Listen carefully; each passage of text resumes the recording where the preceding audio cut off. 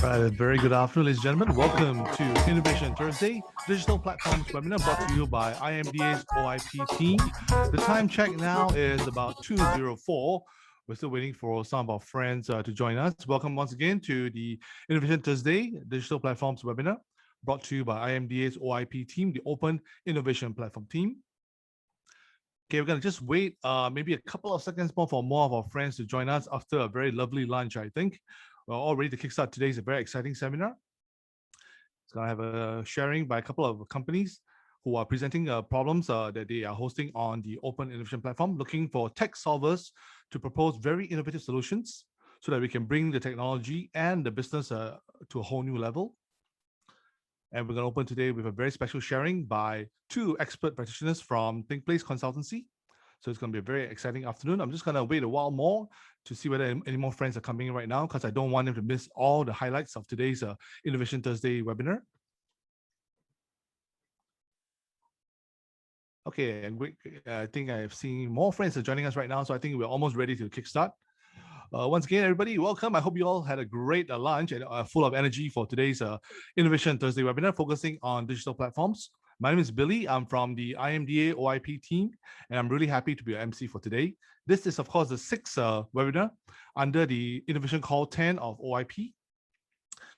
And today we're going to be covering a wide range of real-world challenges, right? All the way from integrating tech into the next generation of confectionery toys, and all the way to transforming the online fashion business. And along the way, you can also look at how you can create a very interesting AI-powered mobile apps for Huawei as well. Now, before we begin, I'd like to remind everyone, if you're here for the first time, right, we do take questions for every presenter, and we'll have a Q&A session at the end of every presentation, about 5 minutes for every presenter. So we'll do our very best to answer your questions. And I guess the question that all our newbies have will be, how do I ask the question? Very good question, and here's my answer. What you need to do is just key in the question into the Q&A chat box of Zoom, all right? So there's a tool at the bottom of the screen.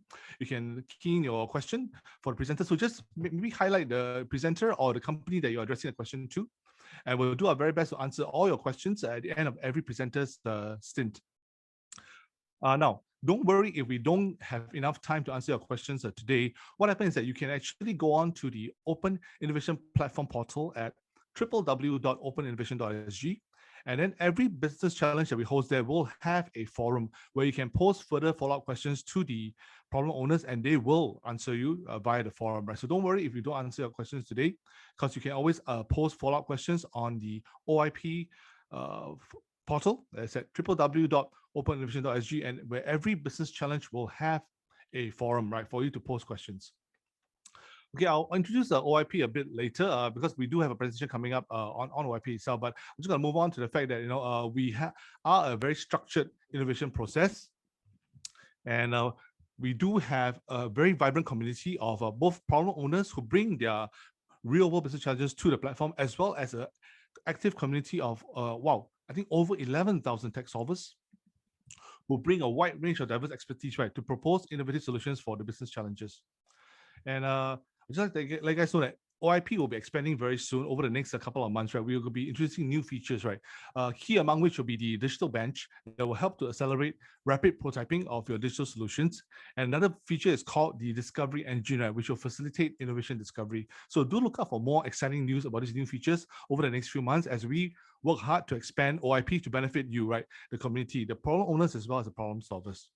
And for today's webinar, we're very honored to have us a couple of very cool companies. I'd like to give a shout out to our friends from Ferrero, from Market Bridge, F&N Foods, Huawei, and of course, a local Singapore fashion brand, Joe Kilder. Plus, we'll have two experts from ThinkPlace to share with us on how can you fully engage your audience on your digital platform, right? Oh, before we go on, I just need to highlight to all our friends out there, especially the tech solvers who are very anxious to know about the deadlines for the OIP Innovation Call 10. Now, I'd just like to reiterate that we do have two separate sets of deadlines. One deadline is for the media challenges. We have 10 media challenges that we're hosting on OIP for this round, and these are very exciting challenges.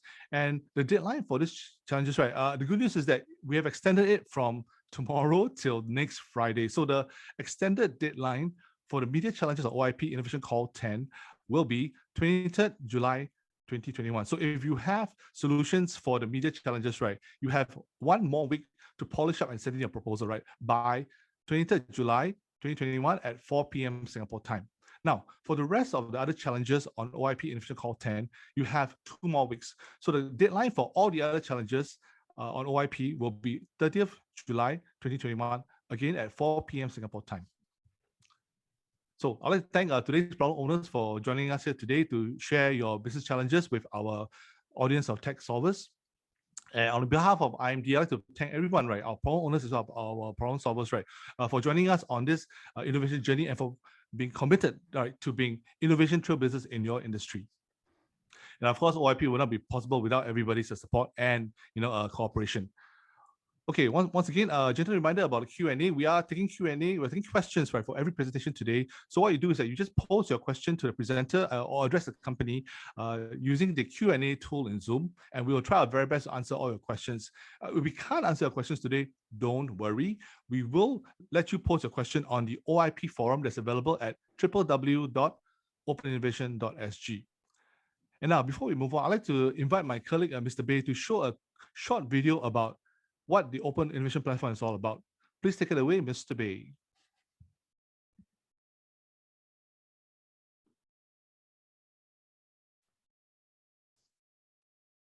The economy of the future is digital, and innovation will be a key driver. So how do we accelerate the pace of innovation and digitalization to give our enterprises a competitive edge? The Open Innovation Platform, or OIP, is an initiative by the IMDA. It is a virtual platform that connects and matches challenges of problem owners such as SMEs, large enterprises, and government agencies to a pool of problem solvers with different expertise. This is Sarah. She is the Chief Innovation Officer of Company A. She would like to find innovative digital solutions to address her company's business challenge. She discusses her challenge with an IMDA officer and explains what she's looking for. IMDA then helps to launch Sarah's challenge through the OIP, allowing her to access a diverse pool of ideas and technology expertise immediately. Problem solvers around the world can see Sarah's challenge on the OIP, and those with the right capabilities for Sarah's challenge apply through the portal. Sarah and IMDA jointly evaluate, shortlist, and select the best solution from Company Y. Eric is the founder of Company Y. He works with Sarah to turn his idea into a working prototype that is demonstrated and tested in Sarah's facility. Sarah is happy with the successful prototype and awards Eric with prize monies. Sarah and Eric partnered to commercialize the solution and roll it out across Southeast Asia. Sarah increases the product operations, while Eric scales up his product successfully with this new customer reference. With the Open Innovation Platform, we have an innovation ecosystem that is always open for all enterprises, large and small. Join us on the Open Innovation Platform.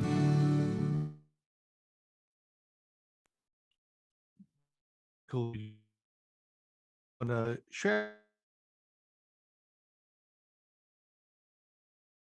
for a few moments more as I explain the OIP for the benefit of our newbies in the audience who are just joining us today for the very first time. So once again, welcome to today's webinar, and we're talking a bit about the OIP right now. I would just like to invite all our friends, right, to follow OIP-related news on Facebook as well as on LinkedIn, where we share a lot of our content. Follow these two hashtags, hashtag Open Innovation SG as well as hashtag IMDA OIP, right, to keep abreast of all the latest news and developments about OIP. Okay, as we know, it's a very structured innovation process. So what I'm showing you right now will be a lot of information that we already have on the OIP platform. So if you want to peruse at your own pleasure, right, do visit again www.openinnovation.sg to find out more about all the nitty-gritty details of OIP. But just to let you guys know, we have over 11,000 solvers in our community today.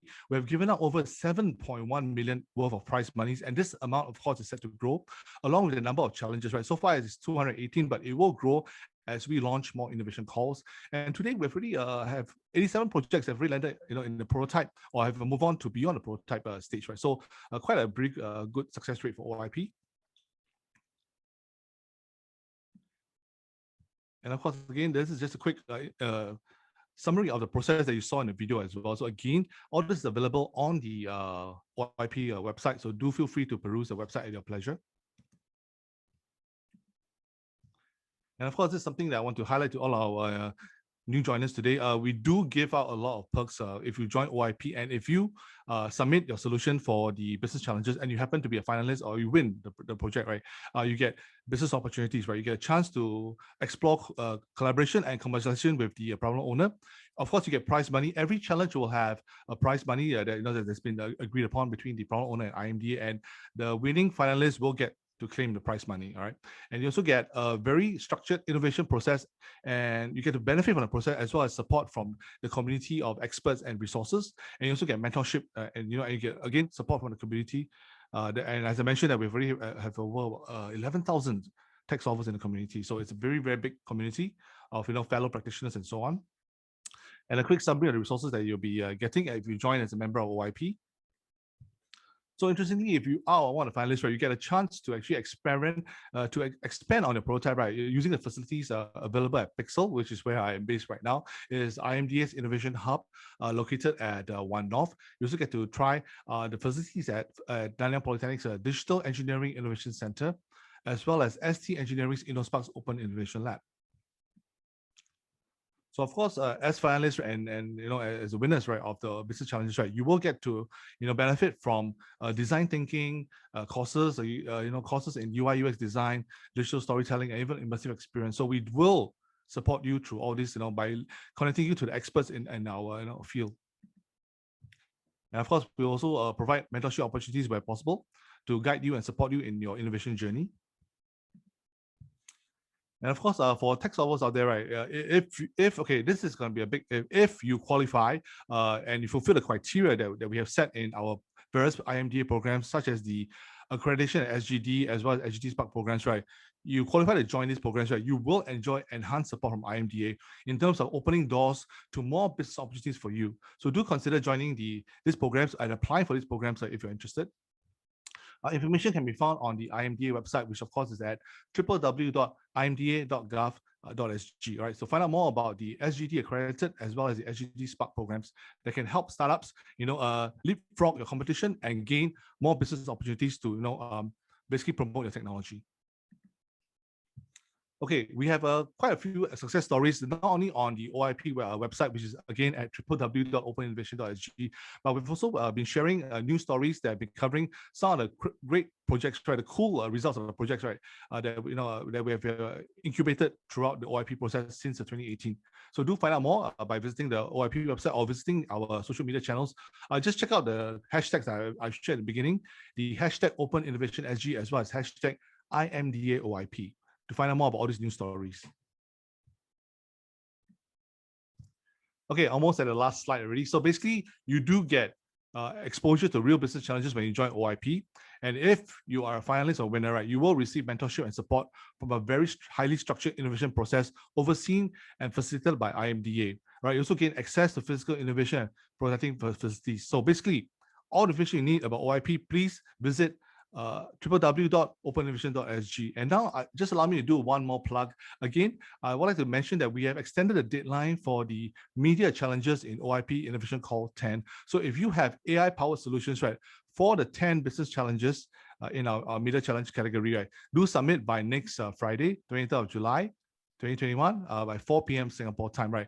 There's a total of 500,000 worth of prize money across all the 10 challenges, right, up for grabs, right? So do try your very best and send in a proposal by 23rd July 2021 for the media challenges. Now, if you have solutions for all the other OIP innovation content challenges, right, do send them in by the 30th of July 2021. Okay, and that's it. And good luck to everybody. And I wish you all the best in your innovation journey. Okay, right now I'm gonna stop sharing and hand over the screen to my colleague, Mr. Bay. And we're going to move on to our very first event, our very first presentation of today. It's going to be a very special sharing session by Mr. Bill Banier and Mr. Charles Black from ThinkPlace. Hi, Bill. Hi, Charles. I see you guys on screen. So allow me to just give a quick intro to ThinkPlace. It's a consultancy, I believe, that provides advice to our OIP companies. So I understand that ThinkPlace actually provides our problem solver companies, right, with user-centric advice on how they can better, refine that challenge. And also, they ThinkPlace also provides advice to our tech solvers, right, to help them create a more user-friendly and robust prototype. Okay, so just a quick intro to our two speakers from ThinkPlace today. Mr. Bill Bannier is the Managing Director of ThinkPlace Singapore, and Mr. Charles Black is an experienced digital transformation advisor. And today, they're going to share advice on how to create a very engaging, how to fully engage the users of your digital platform. So Bill and Charles, I invite you to take the stage right now. Over to you. Okay, thanks very much, Billy, and great name. So I might just start with a bit of context around, why are we talking to you today? So we're one of the facilitators on the Open Innovation platform, and so we've worked with probably 50 or 60 businesses in the last 2 or 3 years to help them do that initial problem framing and find the right partner, and then a bit of sort of project-based coaching to support the development of the prototypes. And as always, we're trying to make sure that what you're creating has some real value for you and for the market and for your customers. And we kind of play a bit of an interpretation role between business and technology, so that for the business people, they can really understand what it is they're trying to do, if they don't already, and then put that in terms that the technology crew can understand, so that you can create a good relationship. I think that's probably what Charles is going to talk to you a little bit today around platform engagement, because a number of the problems that we're hearing about today are sort of platform in nature. So I'll leave that to him to talk about. I'm sad to say that platforms are probably one of his passions in life, so he can do a bit of sharing about that. But I think what I'd like to say just up front, having seen matches done on the OIP is that it's actually about forming a relationship just as much as it is about finding the right solution for a problem.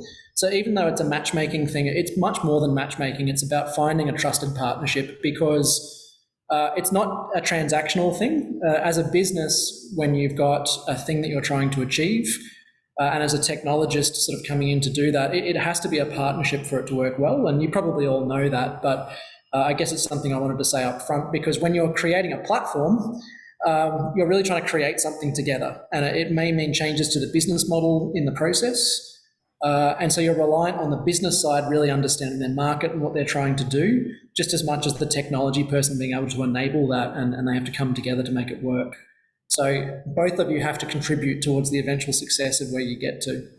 I think just in terms of platforms, and some of the problems we're looking at today, some of them are kind of a true platform in that it's a place where other people come to create value, and you're offering a platform for people to generate value on. Whereas others are more like a kind of digital platform in that it's more like a one-stop shop where people come to get value. So we kind of have both of those forms in the problems that we're seeing today. That's enough from me. Charles, I'll hand over to you to talk about your passion in life, platforms. Thank you very much, Bill. It's a real pleasure to be talking with you all here today. I'll just share my screen. Bill mentioned that I've got a real passion for digital platforms. And fortunately, I have been in many of your shoes before. So I have been a problem solver that went through, was initially awarded a $25,000 grant to develop a MVP, a minimal viable product. And we scaled that out right out to Series A funding that saw the global launch of a digital platform where people came to purchase bicycle trips. So think of Airbnb for bicycle trips, tours and activities. So it was a digital platform.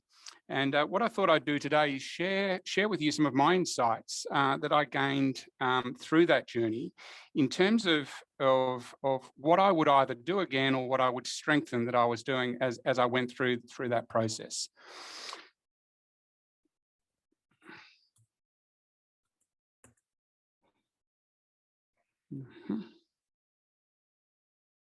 Just having some technical challenges here. Okay, so the first, starting off point is, as a platform creator, I think as Bill has suggested that, it is to be expected that you know really good tech. You know how to deliver, to produce, to envision fantastic technology. And you probably have a really good idea about how to produce beautiful, engaging digital experiences for your customers. Or if you don't know, you know how to get that access to that information. But core focus really is, okay, so what sets you apart? You know, how do you become like this beautiful black sheep here? And, you know, how do you set yourselves out from the crowd? What do you do? So these are my experiences. And what I've done for you today is to take some of the innovation challenges that are being put forward by the companies such as Huawei here. And I went through the business cases and their requests and pulled out some quotes from them that I think are really important for you in terms of things that I would be looking at. So the first one is, you know, worried less about the technology and more about the business model. And I say that because you probably will be worrying so much about the technology that you may not have enough time to really worry about the business model.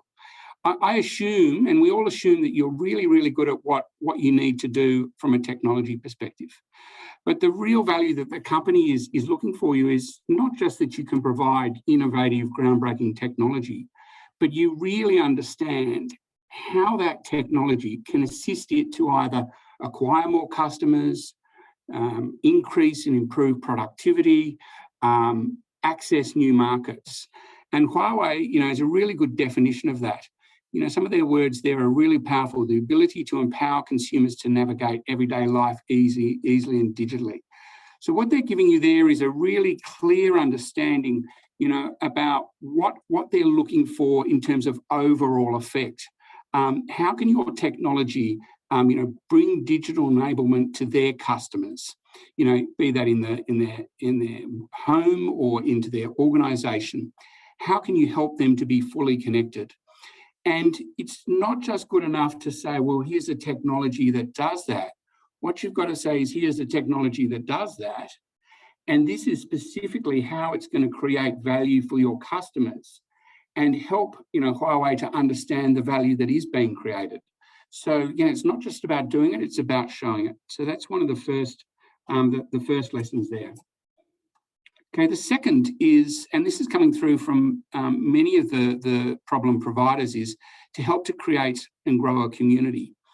So for many digital platforms, actually creating the platform, you know, is probably the easy part of the job. And I know many of you will be gasping at that thought because it can be challenging.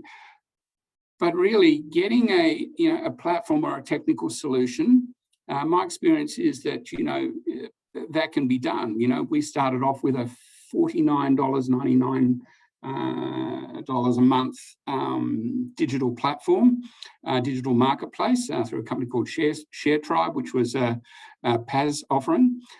We developed that as a minimal viable product, and then we invested into it over time. And what we learned pretty quickly was that we could add functionality and capability to that platform. But ultimately, what really mattered was the community that we were fostering or building on that platform. And that just wasn't about the technology.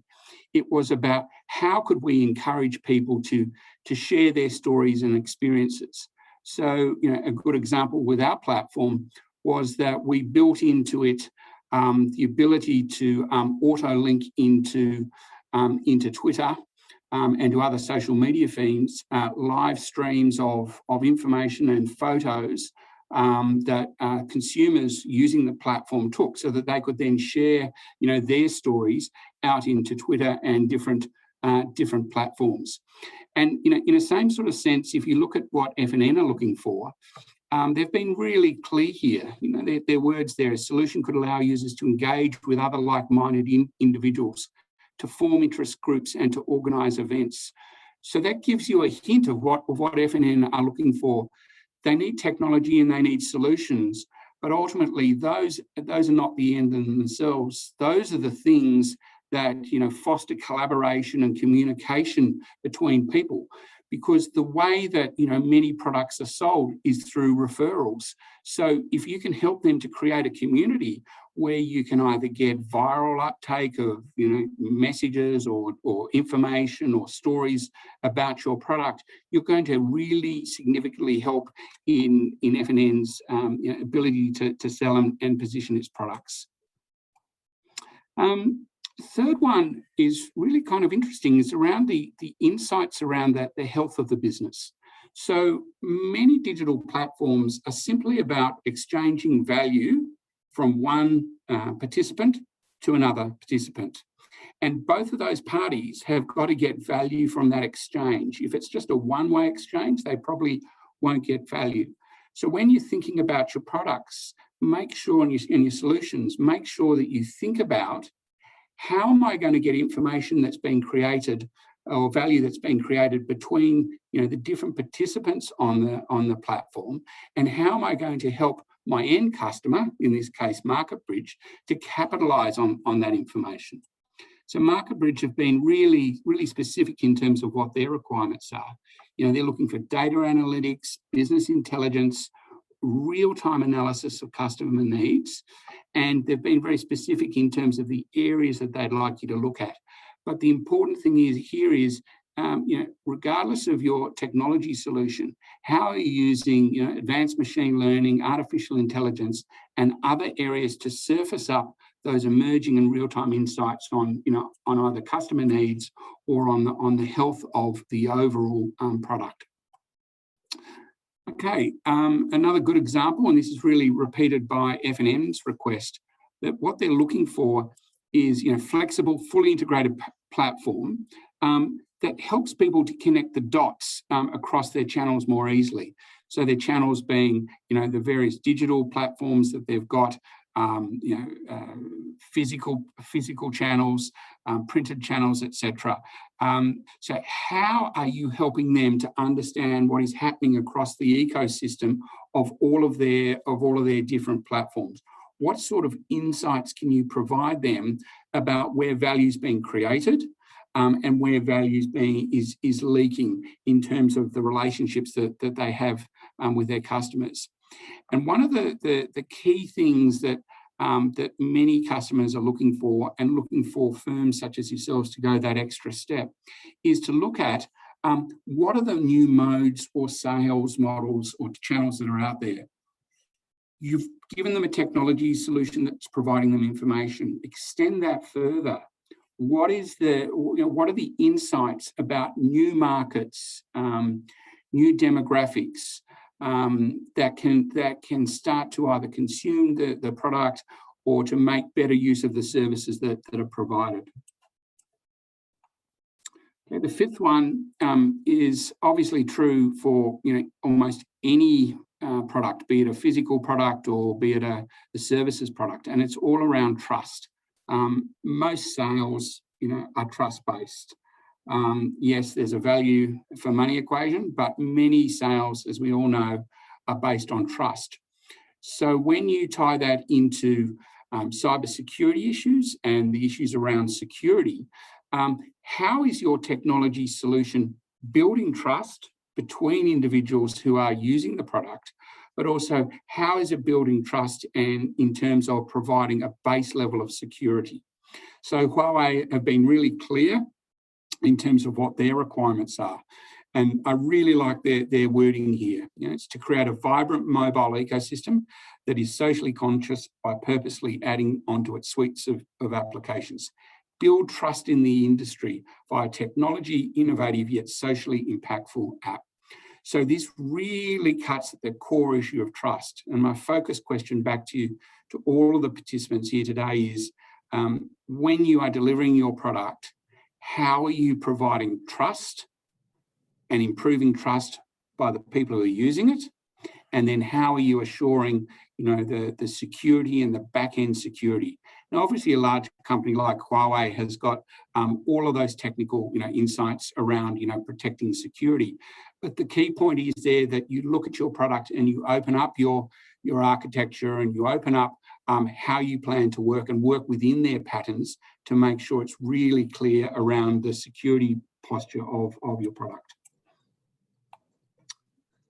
Okay, moving forward. I think we talked about this a little bit before, but I think it's really worthwhile really fleshing this out.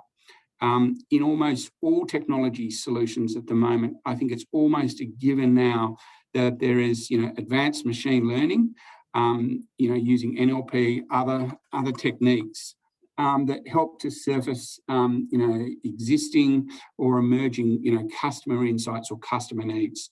and Joe Kilda fashion brand, you know, fantastic example of this.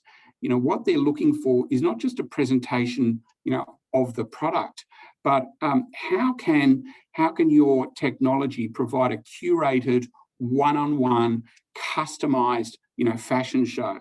And it's a really powerful, you know, emerging trend that is starting to gain a lot of traction, in that you're starting to collect data from all across an individual's you know, ecosystem. So they may have a Twitter account, a Facebook account, all sorts of different, you know, media profiles. They may well have a Joe Kilda, you know, history of transactions or purchases. You know, they may subscribe to, you know, different magazines or to different styles. So how do you get all of that information together and not just provide a generic view of, you know, what the products are, but try to really narrow down and seek to get, you know, a one-on-one matching for each individual customer about the things that could well interest them. So this is, you know, it's certainly an emerging area, but I think it's an area that all of the certainly the use cases that I've read today by the problem solvers are looking for you, you know, to go that next step and to look at how can you provide, you know, customized insights.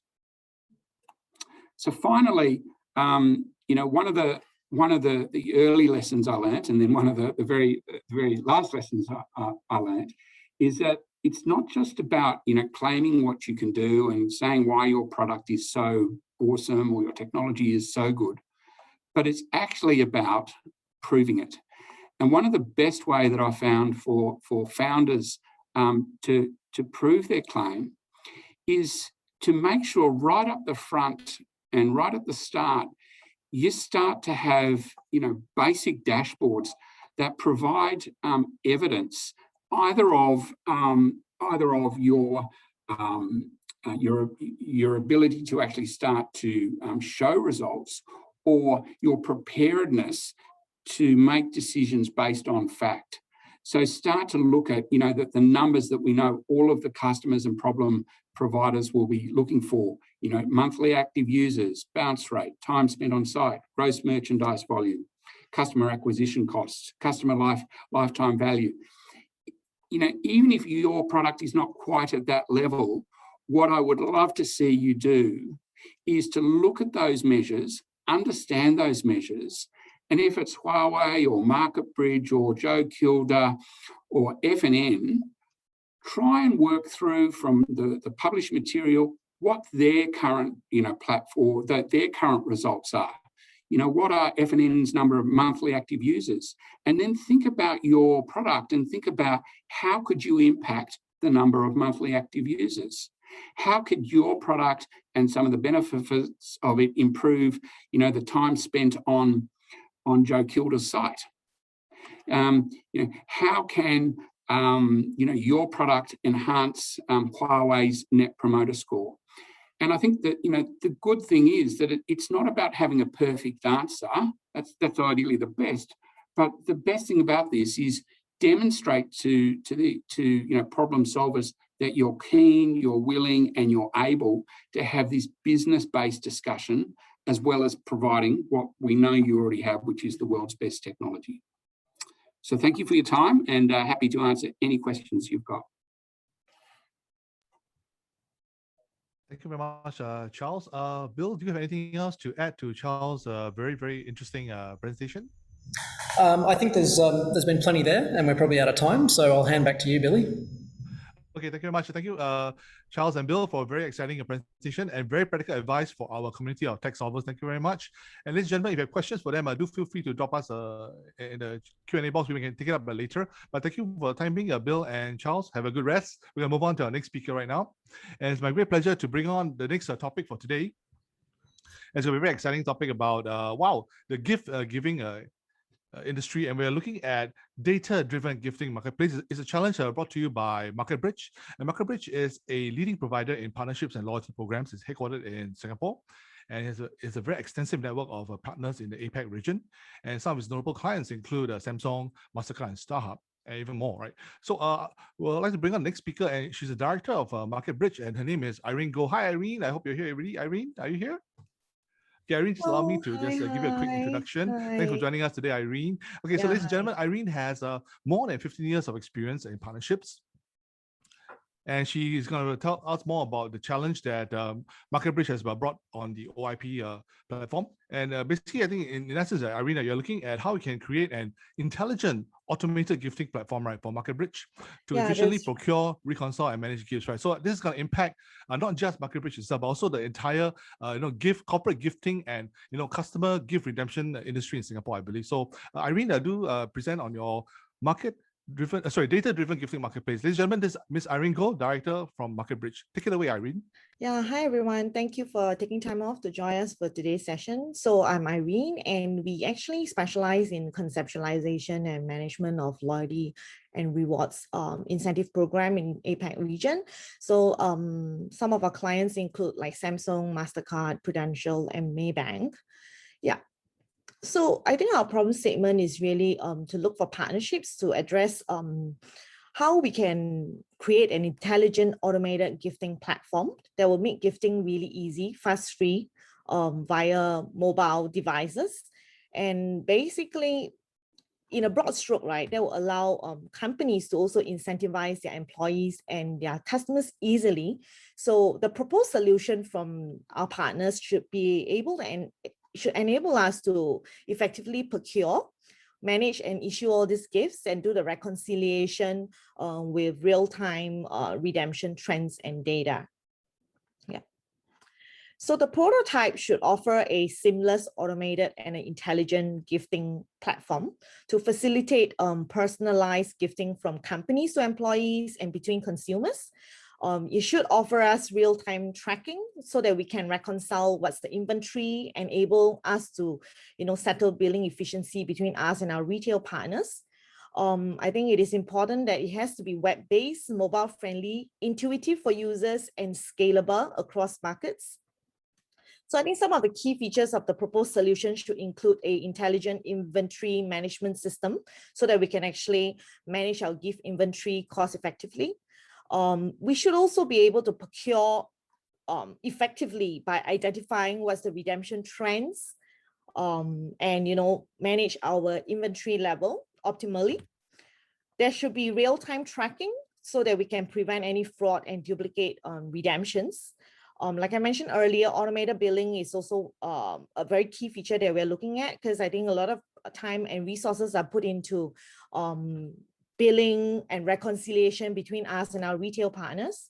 So we should be able to also make it a little bit more personalized. I guess consumers these days are really looking for a personal touch. So the system and the portal should be able to recommend gifts based on the user profile. For example, if we're able to collect data on user trends such as their age, their gender, based on the redemption on history, the system should be able to offer them, what are the gifting ideas and recommendations. So that kind of reduce the time to shop for gifts. And it should also offer consumer a very convenient way to redeem their gifts digitally and an intuitive interface on mobile devices, because it is really pivotal for successful user adoption. So I'll dive deeper into the requirements right now. I think like I touched on earlier, managing gift inventory can be very laborious. So we would like to be able to have an intelligent system that is able to prompt us to replenish our gifts, able to guide us to procure effectively when inventory runs low, able to do automatic reconciliation on a real-time basis, and at the same time identify like what are the trends for certain gifting, like during circuit breaker. I think a lot of people, instead of redeeming physical gifts, they have actually gone into like working with e-commerce partner to offer e-gifting and vouchers on e-commerce platform, because that's what consumers really need at a point in time. Yeah, and also to make recommendations on like the data and the trends based on the user profile. Yeah. Okay, and the next slide is also be able to collect relational data on user profiles, what kind of gifts that are popular, so that will actually enable us to procure our gifts and inventory effectively. So just to share an example, the solution may be able to provide things like, for 30 to 40 years old female, based on the trends and the gifting ideas that's available on the platform and what people have been redeeming, we actually make recommendations to users on that. And this actually gives us good data to better estimate and forecast the demands of certain items. So our content will be more relevant to the user. Yeah, we should be able to look at some partners integration as well with like some of our key partners, Shopee, Lazada, Grab, FairPrice Group, as well as Dairy Farm, so that we can actually do real-time redemption reconciliation. So for voucher management system-wise, we are actually currently looking for very creative ways to deliver this e-gifting to delight our user. It can be via email, SMS, WhatsApp, or even Telegram. The gift should be able to be issued to users digitally via e-platforms, and the platform should have an e-wallet for our user, right, to store their vouchers and access it anytime they want. So the redemption is seamless, is convenient. We should also be able to have added feature to prompt them maybe on voucher expiry, because I think most of us have issues like, vouchers expiring and we get them stashed somewhere and we probably forgot about them. There's also a flexibility to give them away or even exchange with certain users on the platform. So there's a community out there between different users. Yeah. So what's in it for our partners? We are actually putting 20,000 prize money for prototype development. The shortlisted vendor can probably work with us to either co-develop or even be a supplier to commercialize this solution. And I think the IMDA team has touched on earlier on the technological resources and the facility for prototyping, as well as the expertise to test the resources. So some of our evaluation criteria would be like the solution fit to address the problem statement, how fast and the readiness for us to ascertain the go-to-market time frame, and also how creative and innovative the solution is to be able to let us deploy to the market and to scale. The tech team experience as well, to offer us advice and consultations to work on the prototype. Yeah. So the deadline is on 30th of July, like the IMDA touched on earlier. So I think that's the presentation. I thank you for your time, and the floor is now open for Q&A. That's right. Thank you very much, Irene. A very, very succinct presentation. But Irene, allow me to represent the tech solver audience, right? Maybe ask you one or two questions. Okay, sure. Basically, I would just like to know, what is your current system like, and what is the biggest pain point that you experience? Okay, we are currently using a platform which is Quick Commerce. It is a SaaS solution. I think the pain point is such that a lot of solutions out there are probably on one size fits all, and it's not really customized for our needs. And we have a lot of pain points trying to do reconciliation with our retail partners. As you know, a lot of retail partners out there, when they are doing different kind of rewards redemption with different partners, right? It's always back to a lot of physical tracking at the retail front. And most of our partners are usually very concerned about duplicate redemptions and whether the redemptions have been abused by the users. These are quite common queries. And we have also consumers coming to us asking things like, I actually forgot to use these vouchers. Can you check for me if the vouchers have been used? Why is it that I can't use it on that platform? Can we extend expiry? Things like that. These are very common queries that we get from most of our client users. So I think the gifting platform should be a bit more intelligent and intuitive to be able to make this entire gifting process and the redemption process a lot more seamless for our partners as well as for the users. Yeah. Okay. Thank you, Irene. A very, very good answer there. Okay, we can move on to some questions from the floor. So I'd like to take to the first one, which is, what are the factors MarketBridge will take into consideration when deciding on the suitability of the gifts? Very good question there. Okay. Actually, for us, right, we have a very extensive network of partners. So we work with retail partners from, from like F&B kiosks all the way to departmental store or even like a Brompton bike, right? So the suitability of the gifts, right, is really depending on the budget that most of our clients would have set way ahead. And we populate these contents within our portal and we recommend them to the users based on the user profile. Yeah, so the suitability typically will be ascertained by our client and the team curating the gift catalog. But most of the time is based on a lot of market trends and what's new and attractive in the market right now. If we are able to get some data and insights on what's really popular with, say, a 40-year-old a guy or even millennial, what's trending right now, these are actually very good insights for us to table it to our clients so that we can also help to refresh their content and their rewards catalog more effectively. I think one of the common questions that we have from some of our clients these days is that a lot of people are working from home right now on a remote basis. They don't actually spend a lot of time with their employees, right? What better way to engage their employees, to reward their employees? And it's more than just offering flexi benefits. It's more than just giving them a meal sent to their homes. It's really about offering them a more personalized suite of employees benefits. And that kind of ties back to, you know, the gifting programs that we've been working on for banks, for insurance company, because everyone is looking for creative ways, right, to engage and reward their employees and customers. Okay. Okay. Yeah. May I just add on to this question now? Sure. I was inspired by Charles' presentation just now. But so what about the interests and the hobbies of the the clients? The marketplace. Yeah.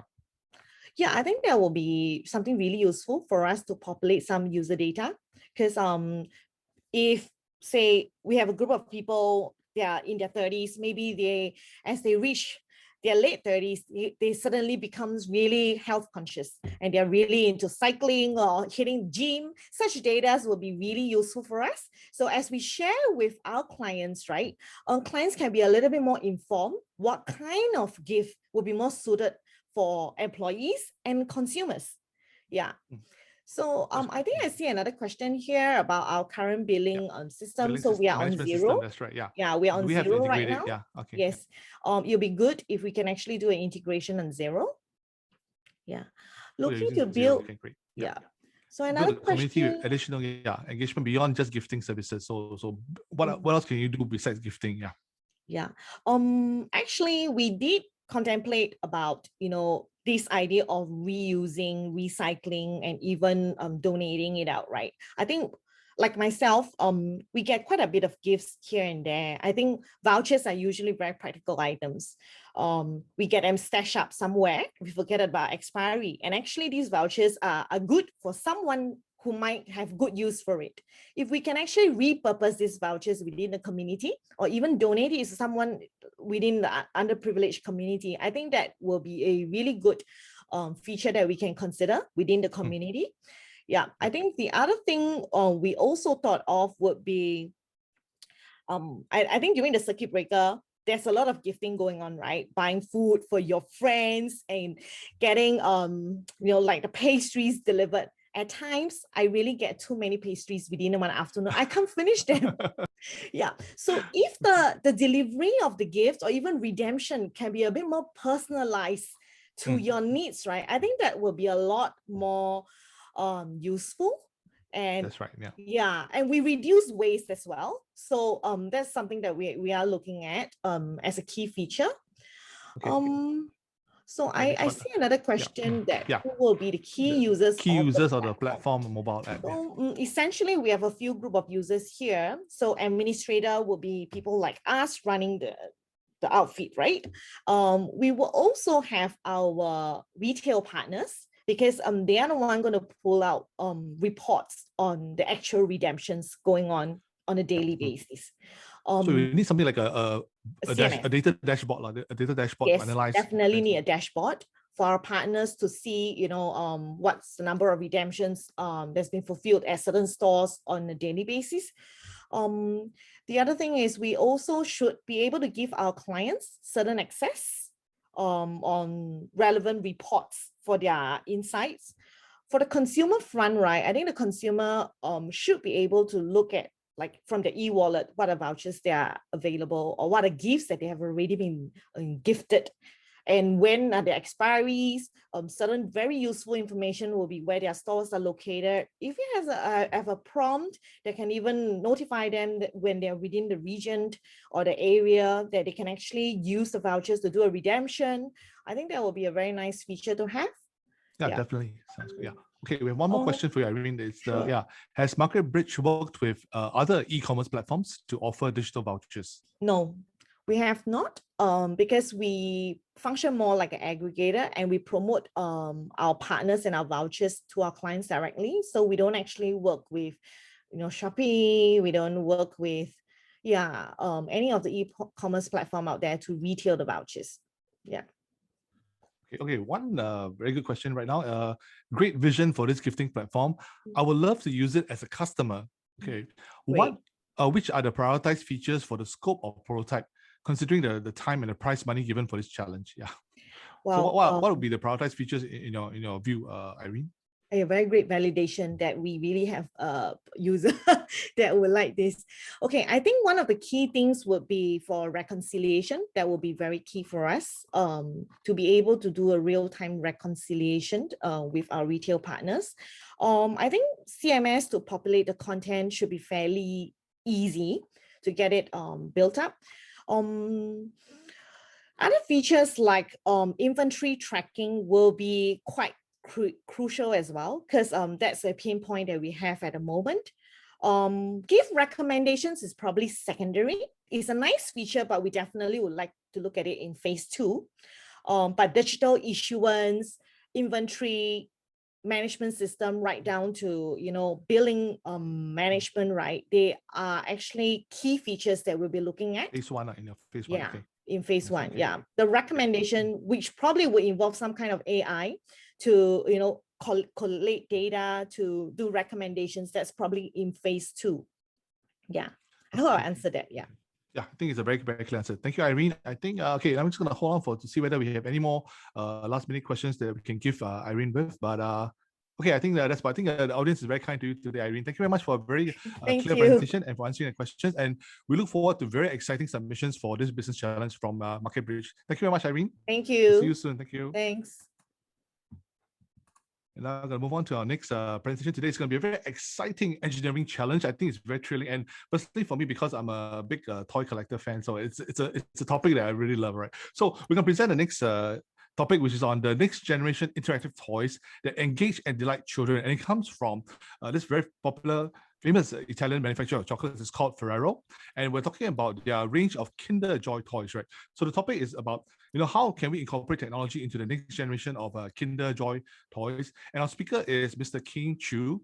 He's an innovation specialist at the Singapore Innovation Center of Ferrero, and he has over 10 years of industry experience in technology innovation, product development, and project management. And at Ferrero, Kane is part of an international team responsible for scouting emerging or disruptive technologies for new product development, right? And I believe that he's looking for really cool technologies to incorporate into the next generation of Kinder Joy toys. As you know, Ferrero Group is, it's the third biggest worldwide group in the chocolate confectionery market, and it has more than 40,000 employees right around the globe, and they are in 55 countries with 25 production plants around the world. And Ferrero products are sold in more than 170 countries. That's just about across the entire world. Kane, are you ready to present on your very exciting challenge, Kane? Yes, I am, Billy. Can you hear me well? Nice to see you again. Looking forward to, yes, I can see our slide right now. So take it away, Kane. Looking forward to Q&A with you later. Thanks, Billy. Thanks again for the introduction. I think you've almost covered one of my slides, but yes, hello everyone. A very good afternoon to one and all. Today I'm very excited to share with everybody our vision to shape the future of our Kinder toys. So just a very quick background, Ferrero. The company started off as a family business back in 1946, and it has since grown to one of the top 3 chocolate confectionery in the world. And we, with over 40,000 employees, in more than 100 countries, and obviously our products are sold worldwide. Just want to highlight 4 of our most major and most popular brands that I'm sure is that you are familiar with. Kinder, which is the brand that I'm representing today. Then we have Rocher, which needs no introduction. Nutella, which is our first product from the company. And last but not least, Tic Tac, right? One of the very popular mint candy that I'm sure you have tried before. Okay, moving forward. Well, earlier on we talked about our 4 major brands. So now I want to take one step further, talk about what we say, talk about the definition of product. Because at Ferrero, we take a very holistic view when we talk about product. For us, a product must encompass many different facets, right, as shown in the slide in front of you, right? It's not just about the recipe, it's not just about technology, but the quality of the raw materials, the packaging, and even the visual itself. Everything must be taken in totality in order for us to launch a new product. And it's with such a definition in mind that in 2017, Ferrero set up the first Asia Pacific innovation right here in Singapore. In fact, our office is just at Science Park. Right? We have a fully functional laboratory, and where we are able to do experiments, we are able to try out new recipes, new products. Here at the innovation centers, we are broken down into different functional teams. Right? The first team is the raw material team, where they look into new ingredients that can go into new products. Then we have a fully functional lab, as mentioned, and the lab does exclusive R&D in the area of new products, new recipes, new flavors, for example. And we also have a team that looks into customer trend, right? Because in Asia,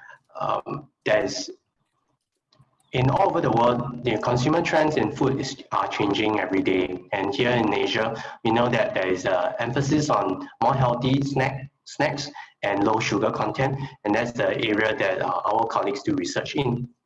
And last but not least, the team I'm in, Open Innovation, we look into emerging technology as well as material that could one day be incorporated into our new products. Now, here at the Innovation Center, we have 3 very big strategic goals.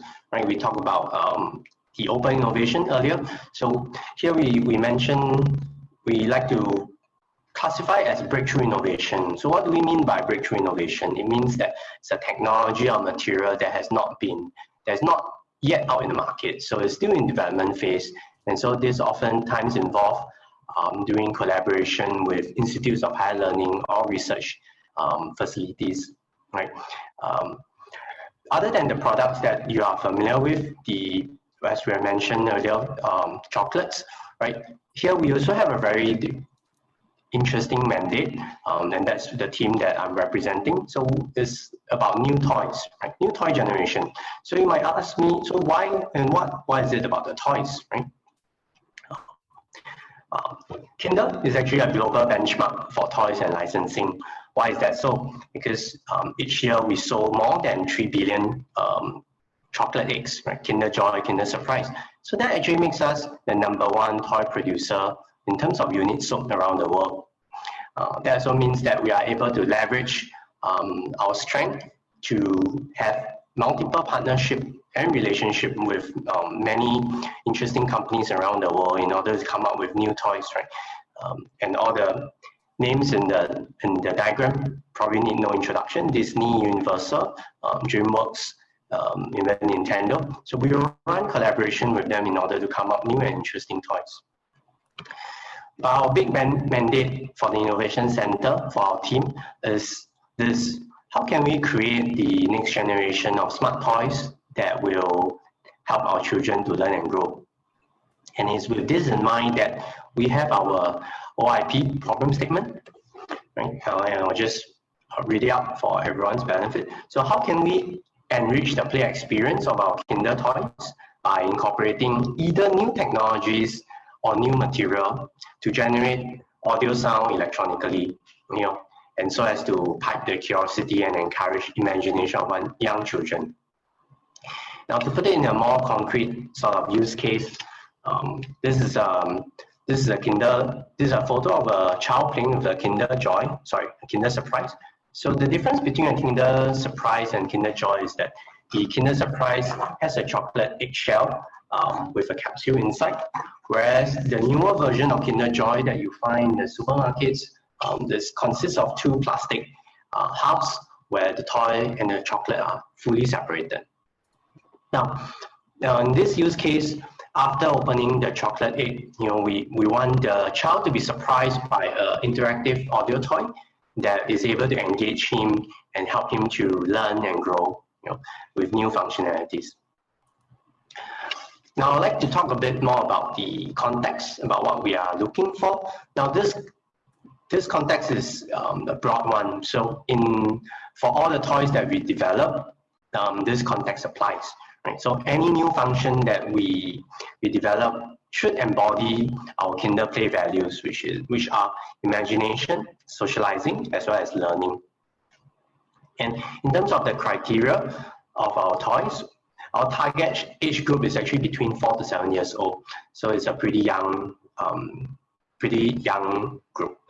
And because they are young, so we need the toy to be a bit more intuitive, that requires very little instruction, so that the child should be able to understand and play with it immediately. Now, obviously, our product is called Kinder Surprise and Kinder Joy, and that should, the toy should inspire the same effect. Now, what is size impression? Right? As you can see, the capsule itself is very small, and hence, for a young child, it could be difficult for him or her to manipulate the toy. So we're always looking for ways where we could expand the size of the toys, even by putting multiple parts inside or using flexible material. And last but not least, we hope to achieve a multi-layer play experience. That means that the toy should serve more than one function, right? It should not just be a simple figurine, but it should also have creative ways for the child to play with. Here, the context is a bit more specific to the problem statement for OIP. We are looking at new and novel materials that we could incorporate into toys or to make new toys. We are looking into new technologies such as piezo, such as tribal functions, technologies and functions that could generate new playability. In terms of dimension, obviously it needs to fit within the constraint of our packaging. Cost, well, Kinder Joy and Kinder Surprise is sold at around, retails at around 2 Singapore dollars in the supermarket. So in terms of the cost price, it should be comparable and compatible in terms of in order that we can sell it at the same price. And we take a very serious view of safety. So every toy goes through safety certification as part of our international accreditation. And EN 71 is the European standard that we follow and we comply with. Now, to be even more specific, what are we looking for, right? As part of this challenge, we hope to receive a submission that could give us a prototype solution, one that is able to generate audio sound in an indoor environment of at least 60 cm. So at least the child will be able to hear it when he's playing with it, either on the sofa, on the floor. And it should consume low current at a low voltage, 2 volt DC, because this does require a power source, and that's something that we are addressing separately outside of the scope of this project. Obviously, the audio module itself should be able to fit inside our existing toys and into our packaging. Ideally, the solution should be scalable industrially, again, at a price that is compatible with our existing selling price. And last but not least, again, I want to stress that all the materials that goes into our toys are 100% safe and non-toxic, and we intend to stay that way for the future. What's the need for you? So other than just the prize money of $25,000, you obviously also gain access to IMDA's resources. You also gain access to our design team and expertise that will help you in creating the new toy. But last but not least, more importantly, we are looking for a technology provider or vendor who is interested, who can one day become a co-developer or even a supplier for us in order to commercialize this new toy solution. And with that, I've come to the end of my presentation, and I'll leave you with sort of our motto, which is the way of kindness, imagination, socializing, and learning. Thank you. Okay, thank you very much, Keen, for a very exciting presentation. I just loved it. It's such a cool concept. All right, we have questions from the floor, so allow us to just dive into the questions. Keen, are you ready for it? Okay, let's start with the first one. The first one I think comes from somebody who's very, very interested in this challenge and has very specific questions. Okay, I think they are in a couple of parts, so let's do the first part. Ferrero, can you talk more about the current trends in your industry and what unique consumer need do you think having the electronic audio soundtrack can fill in this current marketplace? Wow, very tough business-oriented question. Keen, what can you share about this? Yes, and yes, I'll try and unpack and answer that within like a 1 minute situation. So, all right, the broad trend is such that the way of playing has changed dramatically in the past decade. In the past, growing up, we only had physical toys, but today, kids. In fact, the toy that the child has when he's growing up is actually a mobile phone. It's no longer a physical toy. So what it means that they are very exposed to digital technology and electronics. That translates to a much shorter attention span. What that means for the toy industry in general is that we need to find new and innovative ways in order to engage the child, because as mentioned in the slide, right, the core values remains that we want to help the child to learn and grow, right? And this will never change, right? We want to fire out their imagination. We want them to socialize with other kids, not just always staring at their mobile devices, and we want them to learn. So this remains the trend, and what's different is how can we do that with new technology, new materials. I hope that sort of answer the first part. Is there a second part to it? Basically, the question is asking, why do you think having electronic audio sounds will fill the marketplace? Will fill the need in this marketplace?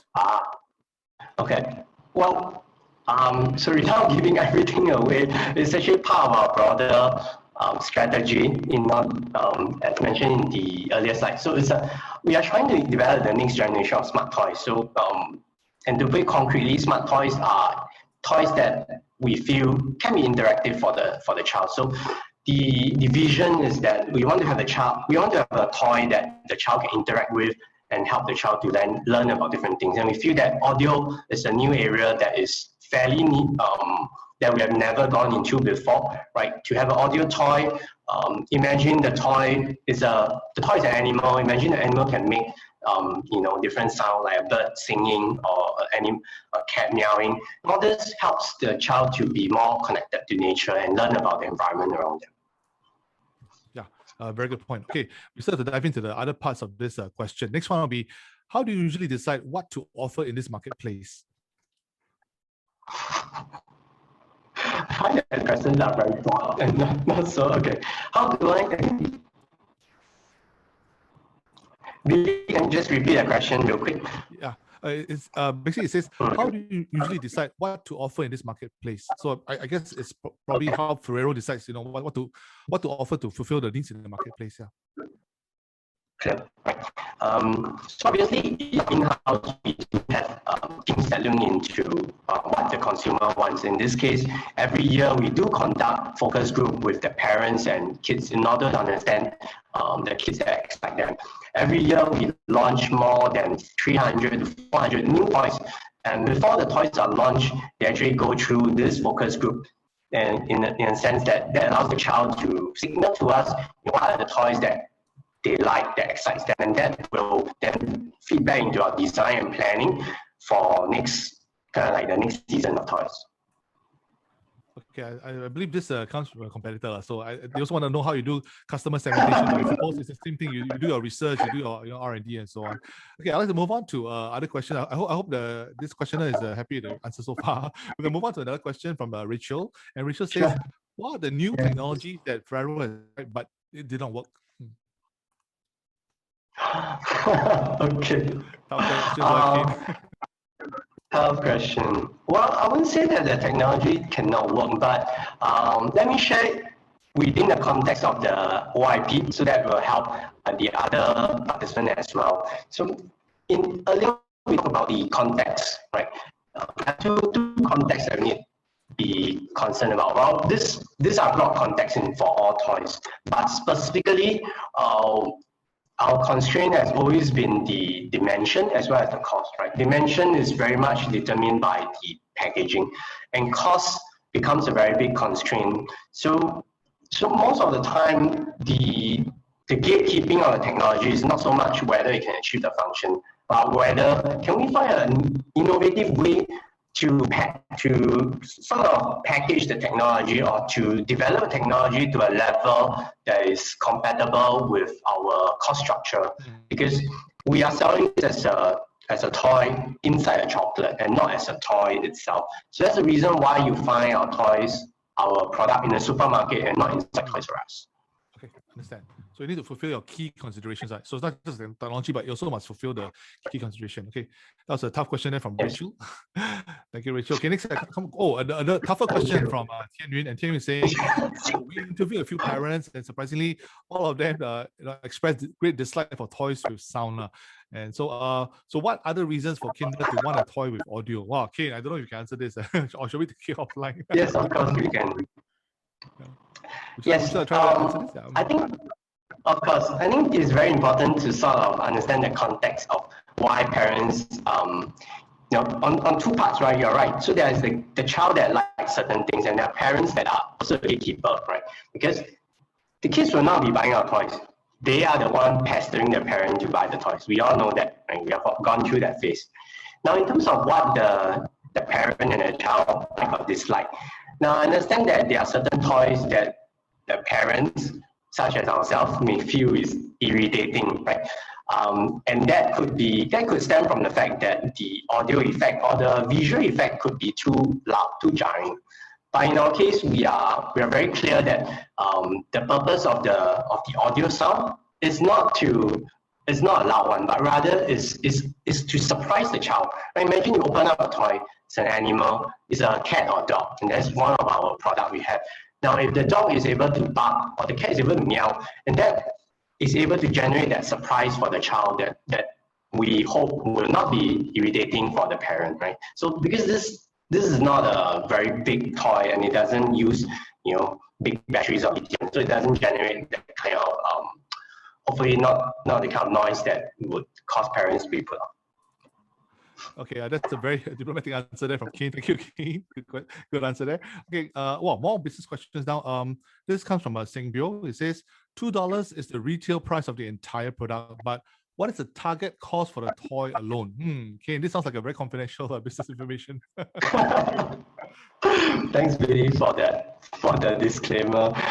Yes, indeed. While I'm not able to share with you the actual target cost in this presentation, but once we have received the submission and once the shortlisted submission, we will actually be interested to explore. We will want to sign NDA with the partner or with the vendor, and so as we can share the exact pricing that we're looking at.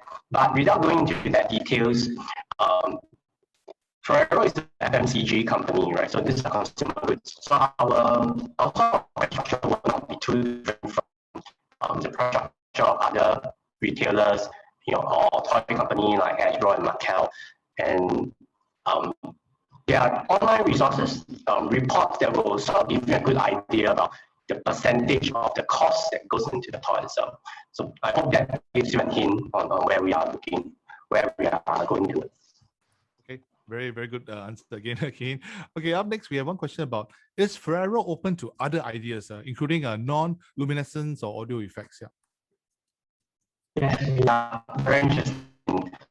We're interested in all new ideas, right? So long as it's a new material, new technology, we are interested in explore. I understand that within the context of the OIP is more specific towards the audio side, because that's a sort of a focus area that we have this year. But for everyone else with any other idea that you think might be interesting for us to consider, I'm happy to share my contact details. I think an IMDA will be able to share as well. Yeah, and you can find me on LinkedIn, and you can always drop me a note.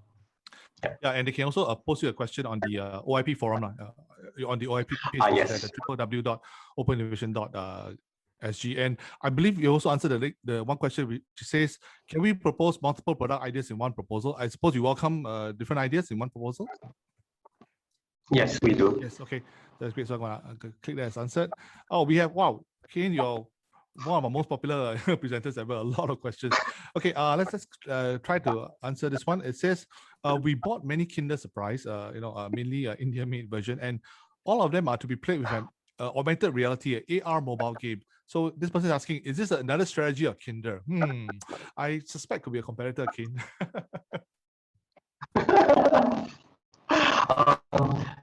If you mentioned that you bought this in Singapore, I'm expecting there's a parallel import, but that's completely fine. Yes, we do have our own app. It's called Magic Kingdom.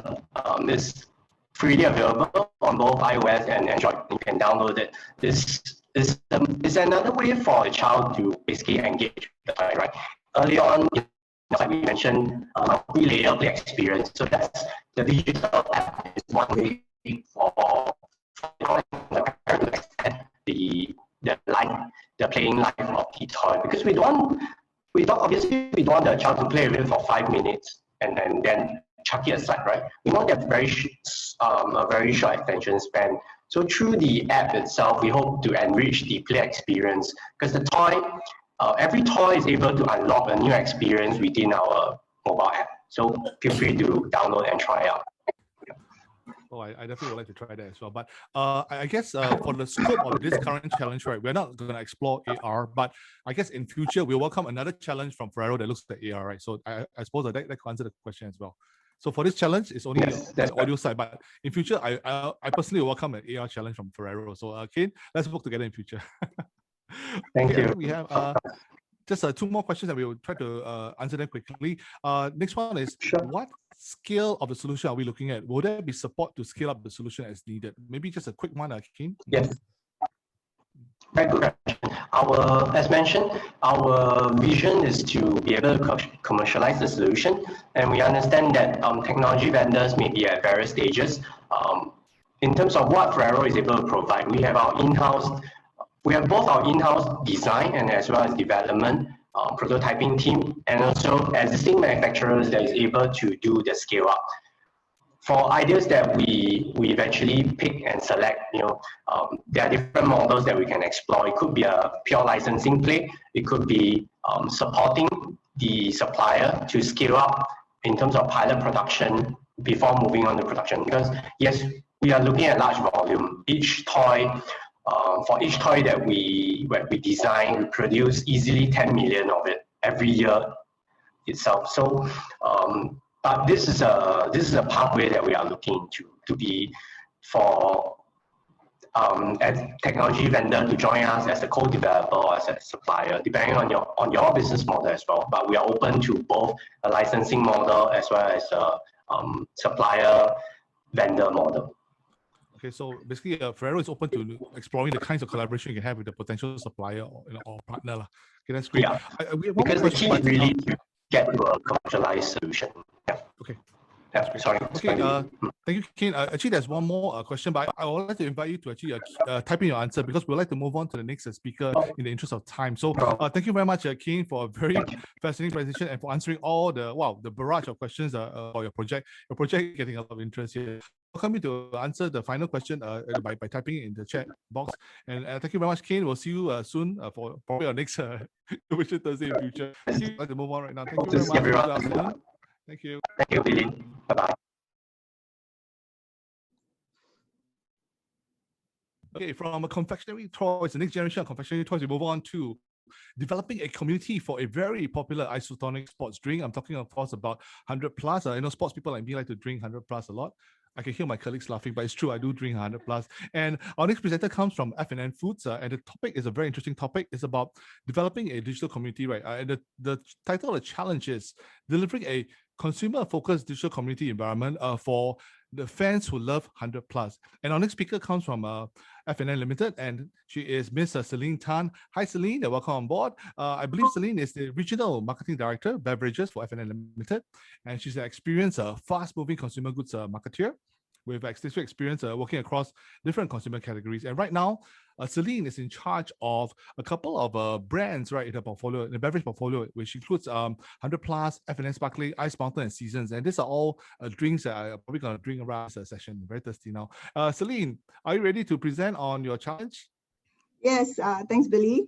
And thanks for... Away. I'll look forward, yeah. Okay. Anyway, I'll look forward to chatting you during the Q&A coming up. So please say, Miss Celine Tan from F&N Limited. Take it away, Celine. Thank you. Afternoon, everyone.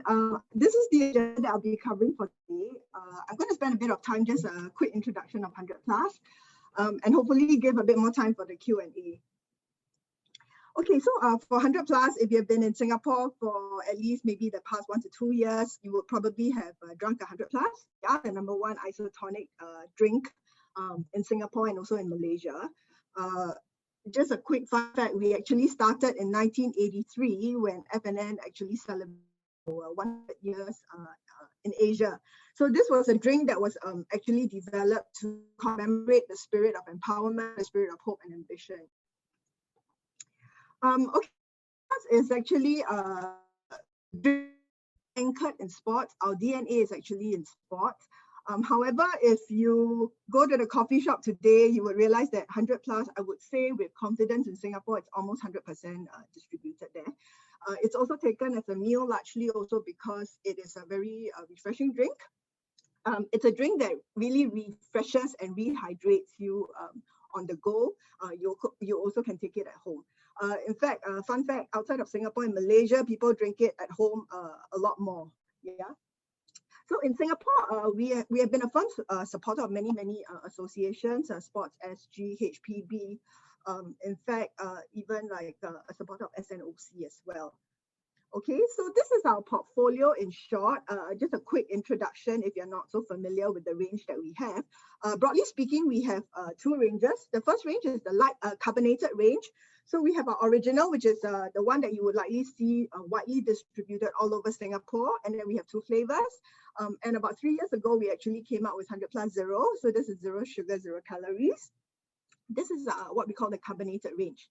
The non-carbonated range, we call it 100 plus active, and that's where you would see a lot of it being drunk during a marathon, for example. We have it in both the beverage format as well as a powder format. I've put down all the kind of major runs and events that we support in Singapore because this is also a critical in part of the solution that we're trying to provide also. So if you look at all the sponsorship marathons and all that, 100 plus is always the official hydration sponsor. And this is something probably you should keep at the back of your mind, because when you come up with a solution, the community platform, this is something that we also hope to integrate as part of the community. Okay, so the background. So I think today everyone knows that the retail commerce is much more fragmented. It's omni-channel, and consumers are also becoming much more demanding in terms of the consumer experience. So the challenge that we have today is that 100 plus has been in Singapore for a long time, right? And we do have multiple touch points, so we also have a lot of data. However, we lack an aggregated platform that kind of pulls everything together. So we are not able to reach our consumers directly. So a lot of the data that we have are third-party data. So that's probably the first challenge. Then we don't really have a sustainable community hub that keeps people coming back repeatedly, right? And this point, I think I talked about already. So which is currently we operate through third-party data. So the kind of data that we have, we do have research data, we do have social media data, we also have our own internal sales data. But what we're trying to do is, can we have something that probably strings all of this and connects the dots for 100 plus? Okay, so this is the kind of the problem statement, putting together what we're trying to achieve. So we want to have a cohesive ecosystem platform, connecting all our consumers to, number one, I think increase brand stickiness, increase brand loyalty. And of course, I think as a secondary objective is to help us to generate more sales. So two primary objectives. We want to reach our consumers directly so that we can increase brand stickiness.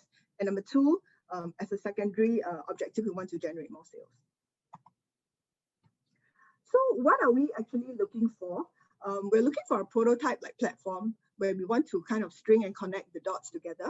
We want to be able to reach our consumers directly. So I think, broadly speaking, I want to know who this consumer is. I want to know that this consumer is John. He's 25. He's joining a marathon, and the marathon is going to take place in 2 weeks' time. I want to be able to reach him to say, "Have you hydrated adequately?" for example. Okay, so it should be unique, it should be compelling. I think when we talk about unique and compelling digital capability, what we mean is is there a hook to get people to actually come on board 100 plus? Because truthfully, there are many different sports apps out there. We need a very strong hook to get people to come back in. So one example could be, for example, 100 plus is anchored in hydration, right? Is there a hydration analysis that we could build into the app so that when people are running, they could see whether they are hydrated, dehydrated, that's impacting performance, for example. And then the third one is really about performance requirements, which is probably the tech stuff that would be par for the course. It has to be intuitive, it has to be secure, it has to be engaging. Okay, so what's in it? So this one will be 30,000 prize money.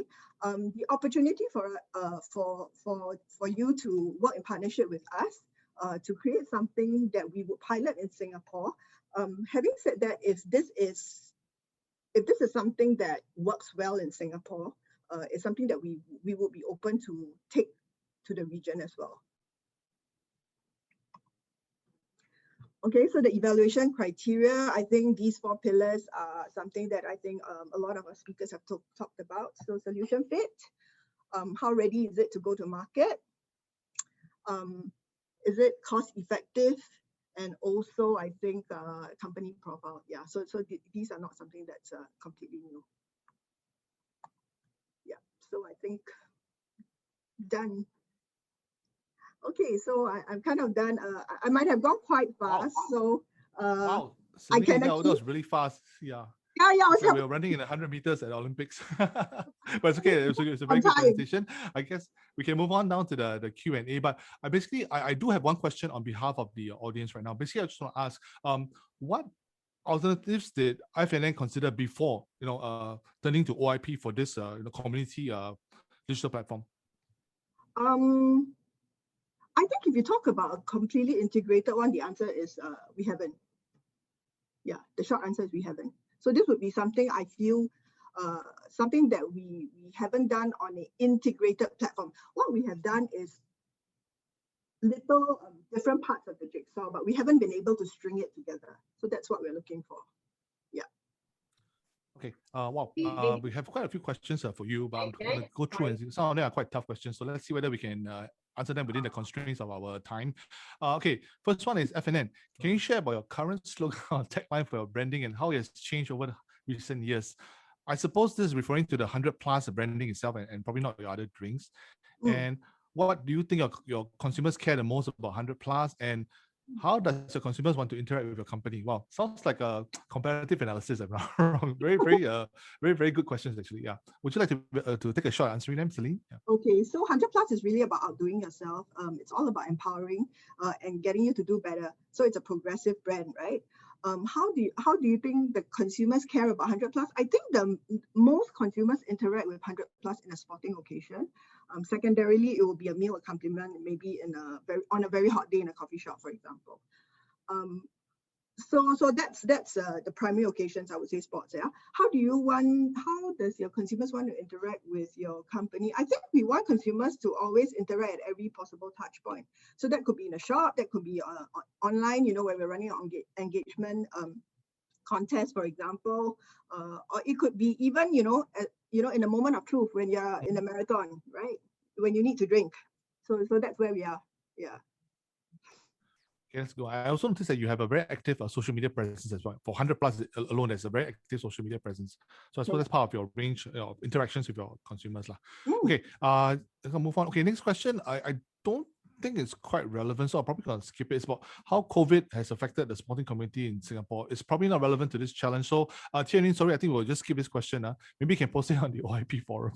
Okay, next one. Oh yeah, I think it's relevant to what we're talking about, Celine.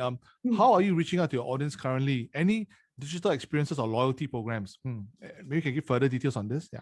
So currently, we are on Instagram and we are on Facebook. So that's the primary digital engagement that we have with our consumers. Loyalty programs, we don't really have one now. Any loyalty programs that we have would be perhaps via a retailer. It's not direct. Just to add, can you hear me? Yeah. Yes, hi, Jasmine. Welcome. Hi, Jasmine. Welcome. Jasmine, from FNN. Yeah, we are. It's in the pipeline. We are developing an e-commerce platform. Yeah, for FNN. Yeah.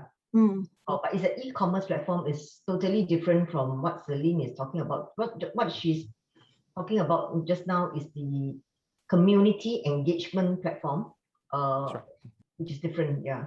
So that is the other. The e-commerce platform will be one that will be launched within this year, this calendar year. Yeah. Our own one. I mean, of course, we have presence in like Shopee and all those today. Yeah. But not our own platform, but we will launch one this year. Yeah. Thanks. Okay, so it'll be a new channel to engage with your customers directly. That's very interesting. Thank you very much, Jasmine. Yeah. Okay, there's one question about PDPA. Outreach to consumer for engagement might violate PDPA. So consumer permission is required. This might not drive more insights if they opt out. Any comments, Jasmine or Celine, on this question about PDPA? I think this is something that consumers actually today are very aware of it. So when they do engage with us, there's always a clause there, and they do know that we will.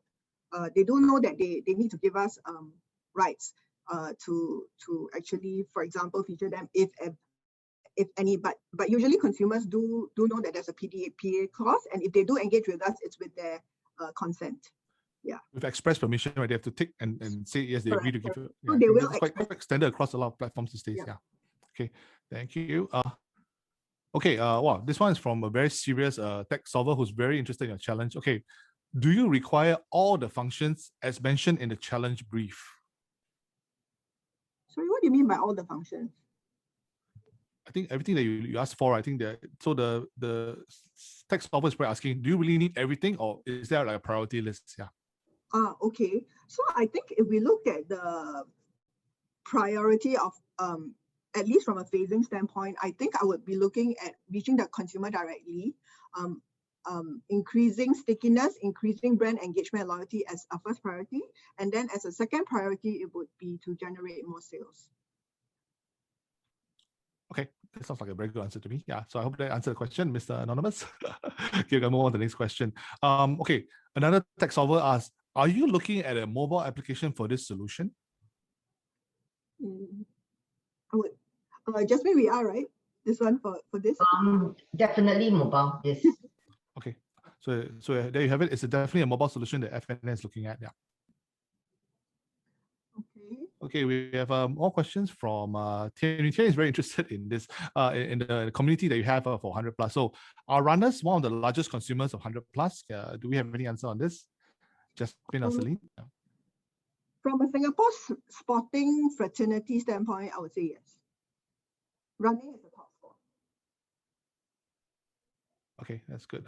Tian also is very much involved in the sports scene. One more question. I'm not sure it is relevant, but let's try.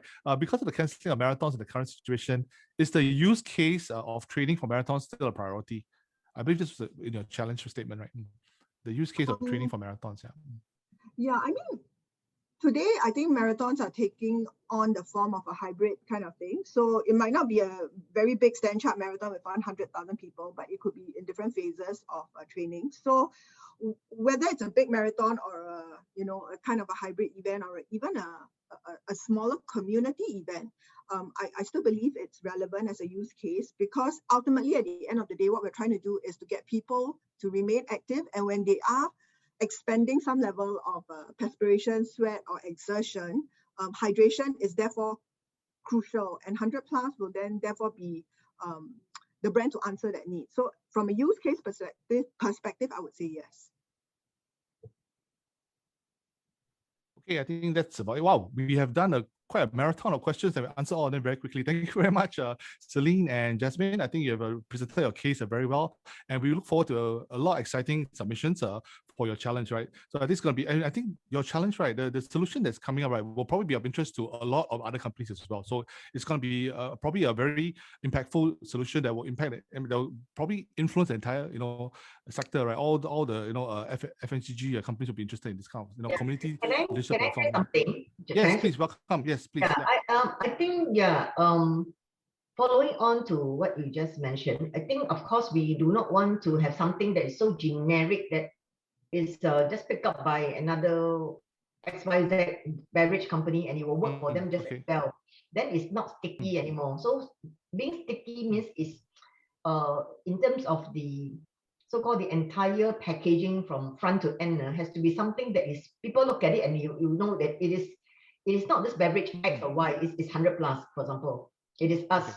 It is something that is like so, so engrossed into until you, from the community to the way you talk, to the way you use the application, including whatever other additional things that Celine has put in, which, like you mentioned, may or may not be there, variables, or I don't know. But whatever that the person can come up with, there's a wow factor, will be the one that will, attract us to know that, hey, this person knows what we are asking for. Not just any generic kind of engagement platform.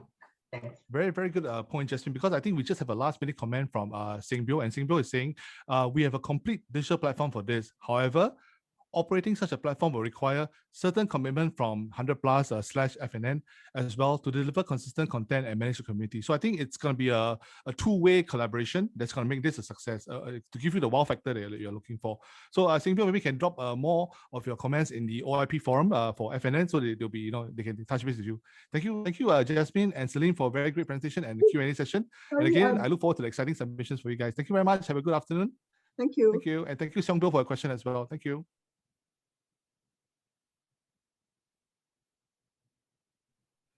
And now from Isonic Sports Drinks, we're going to move on to another digital platform challenge. This time around, we're going to go all the way to AI-powered mobile apps. We're looking at AI mobile applications for Huawei's, ecosystem of users. And it's my great pleasure to invite once again Mr. Norman Kuo. We've actually met him at another Huawei webinar. That one was on AR, VR. And right now, we're going to talk about another topic that Huawei is dominant in, is AI apps for mobile applications. And Norman Kuo, he manages the overall growth strategic partnership and innovations projects in Huawei's Singapore's mobile ecosystem team, including the App Gallery and Huawei Mobile Service, as well as the Innovation Center and Developer Community Space at Huawei DigiX. So if you want to touch base with Huawei, I think Norman is the right guy for you.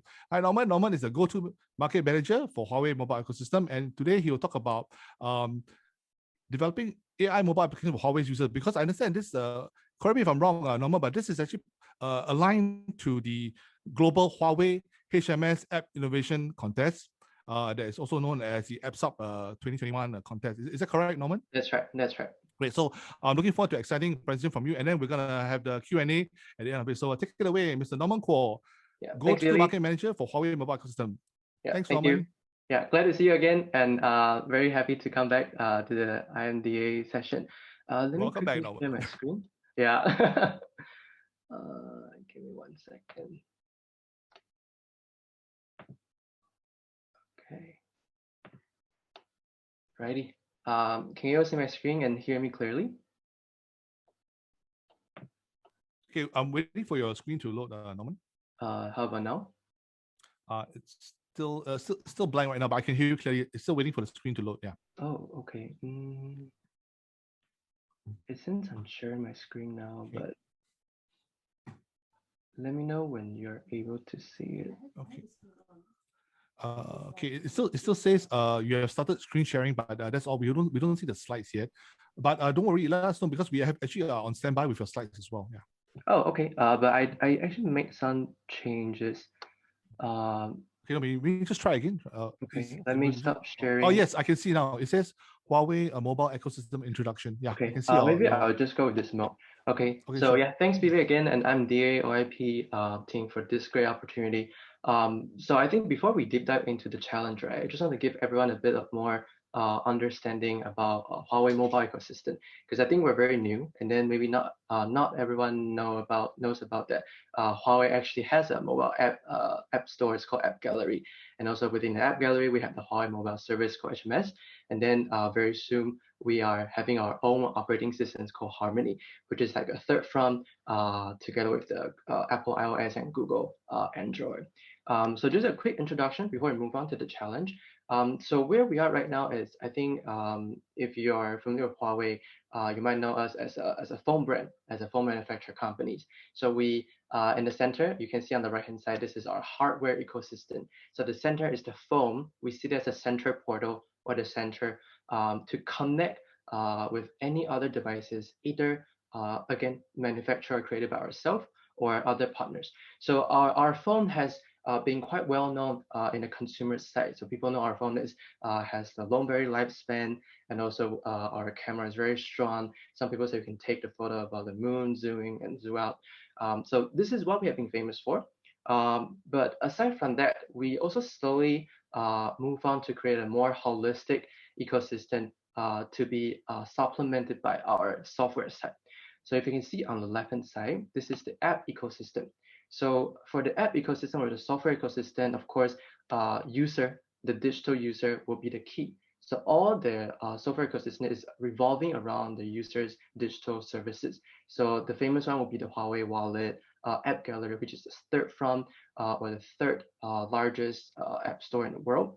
And also we have the Huawei Video and then Huawei Music as well. So with the device as the foundation, and then software services as the value-added extension, we want to use a third pillar, which is the Harmony operating system to connect the dot. So we use the Harmony to connect the hardware device and then the software ecosystem, so that we will have a full picture.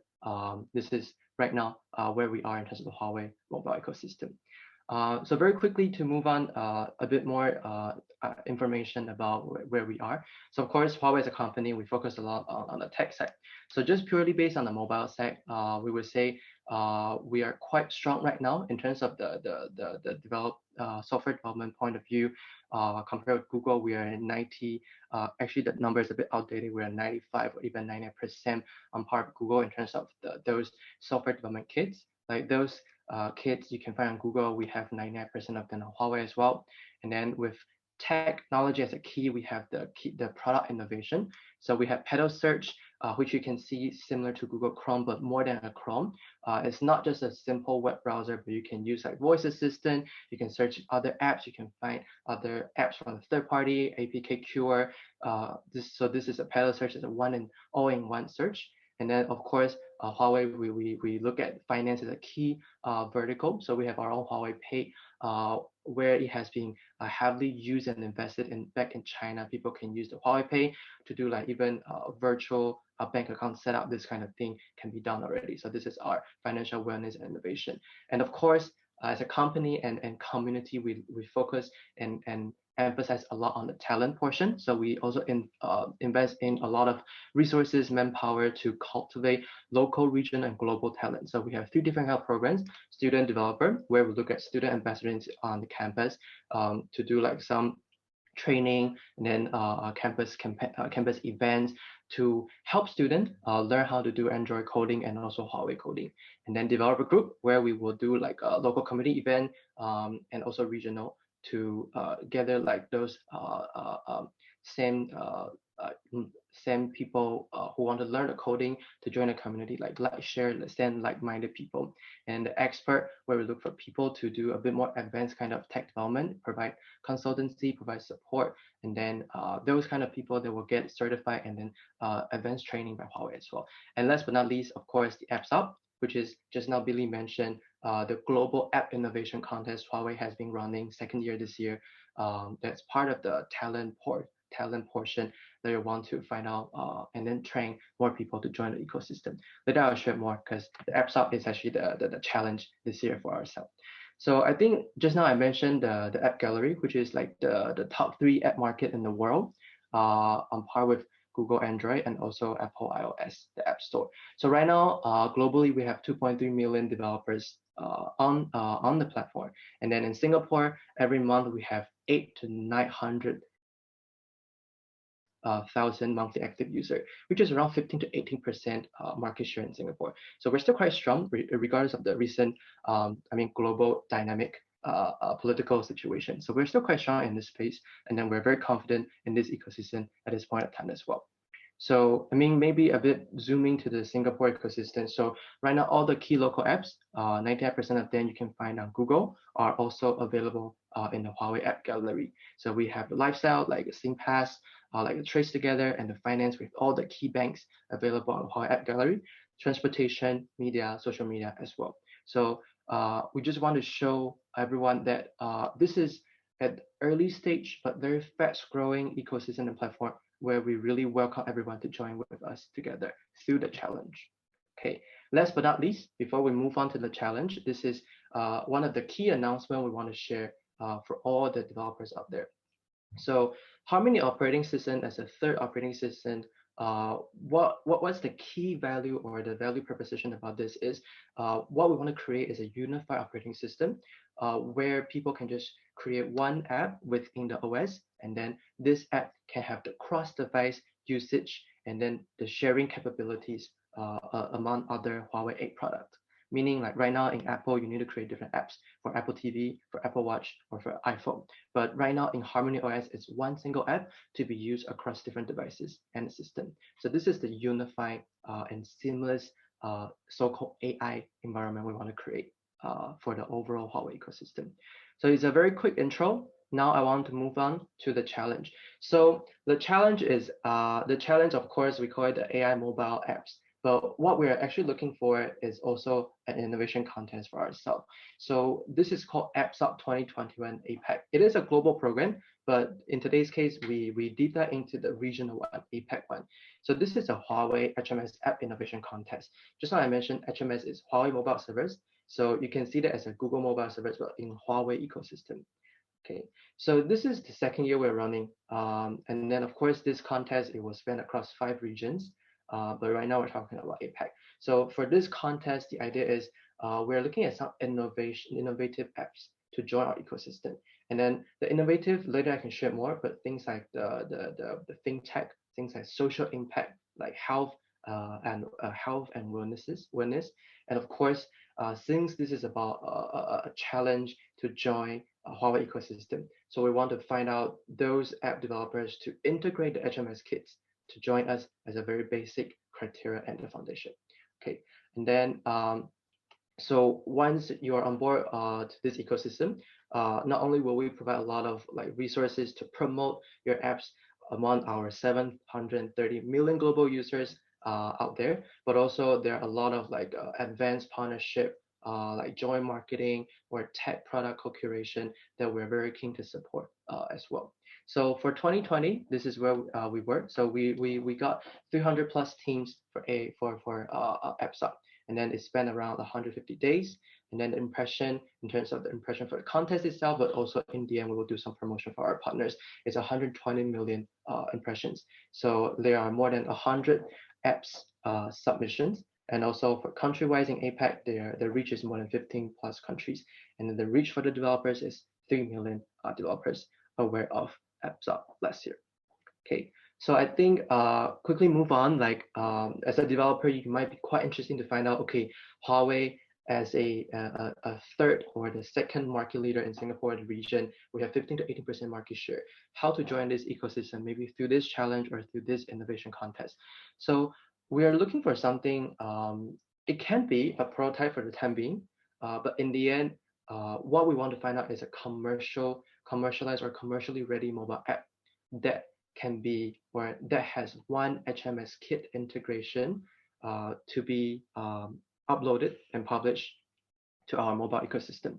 So there are some like key verticals or industry you can see. So we have finance, healthcare, media, game, social impact, and enterprise productivity tool. There will be these few verticals we're looking at. But of course, each of them in the end, we're looking at least one Huawei Mobile Service HMS Kit integration as part of the competition criteria. Okay, some of the possible use case. So just now I have been saying a lot of finance. So it can be looking at those emerging markets where people they don't have bank, those unbanked users. How can we give them very seamless, digitalized use cases through a mobile application, and also like those social impact. This can be addressing like the electric cars or like some renewable energy, this kind of thing through an app. How to control it, how to monitor it, or it can be about like deep dive into the Huawei Harmony ecosystem, where you can create an app that can be used across a smart TV, a smartwatch, and a smartphone. So the idea is could be like we're not like personally I love to sing, so maybe there will be an app that can be showing the lyrics on the TV, but the phone can be a microphone for me to sing while interacting with the TV. This kind of like cross-device scenario will be one of the possible use cases. And of course, just now I also mentioned the smart travel, wellness, and fitness IoT can be part of it. So there are some like high-level evaluation criteria listed down here. So of course, for the apps, we look at the business value because in the end of the day, it's still a product for a company. How are you going to monetize it? What's the business model? They'll be part of the evaluation criteria.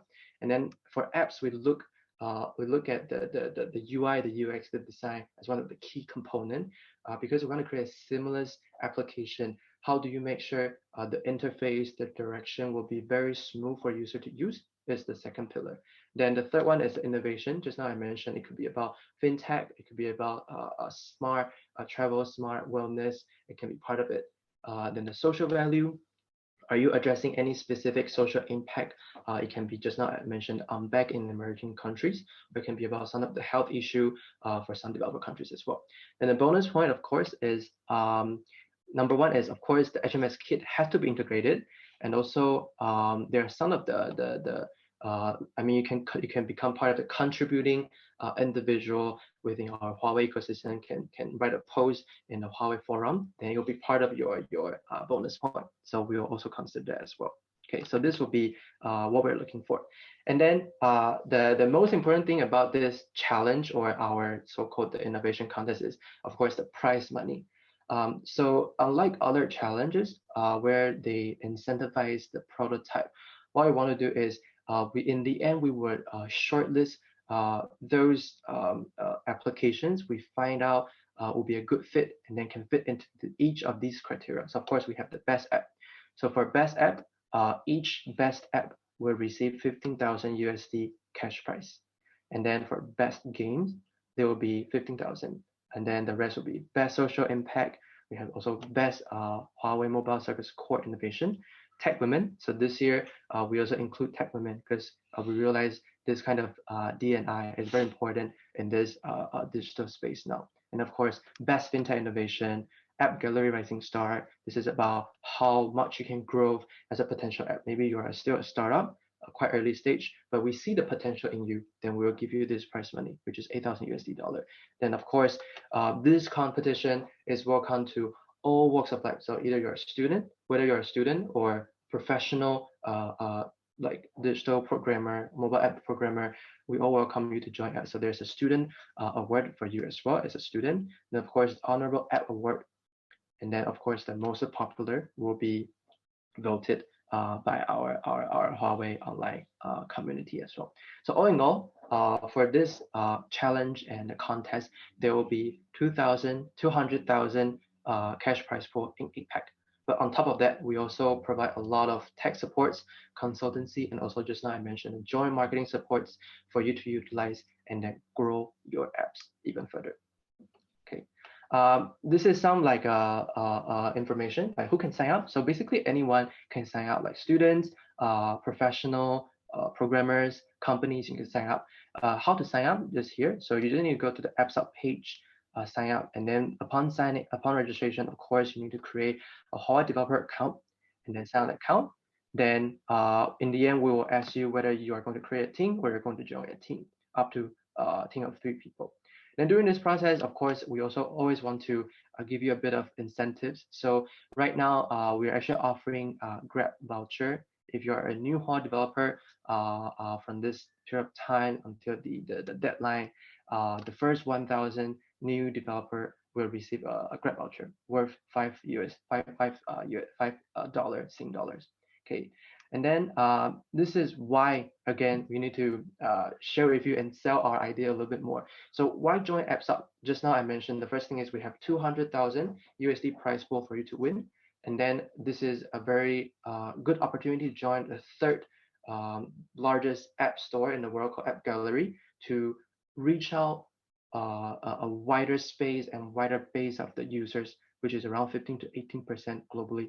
And then you can be noticed by investors, by some of our industry partners, for example, MDA, and then SGGA as well. So this is part of the perks and the benefits to join this program. And then we want to hear more, right? What will be the interesting ideas? Then you can always let us know. So this is the contest timeline and the stage.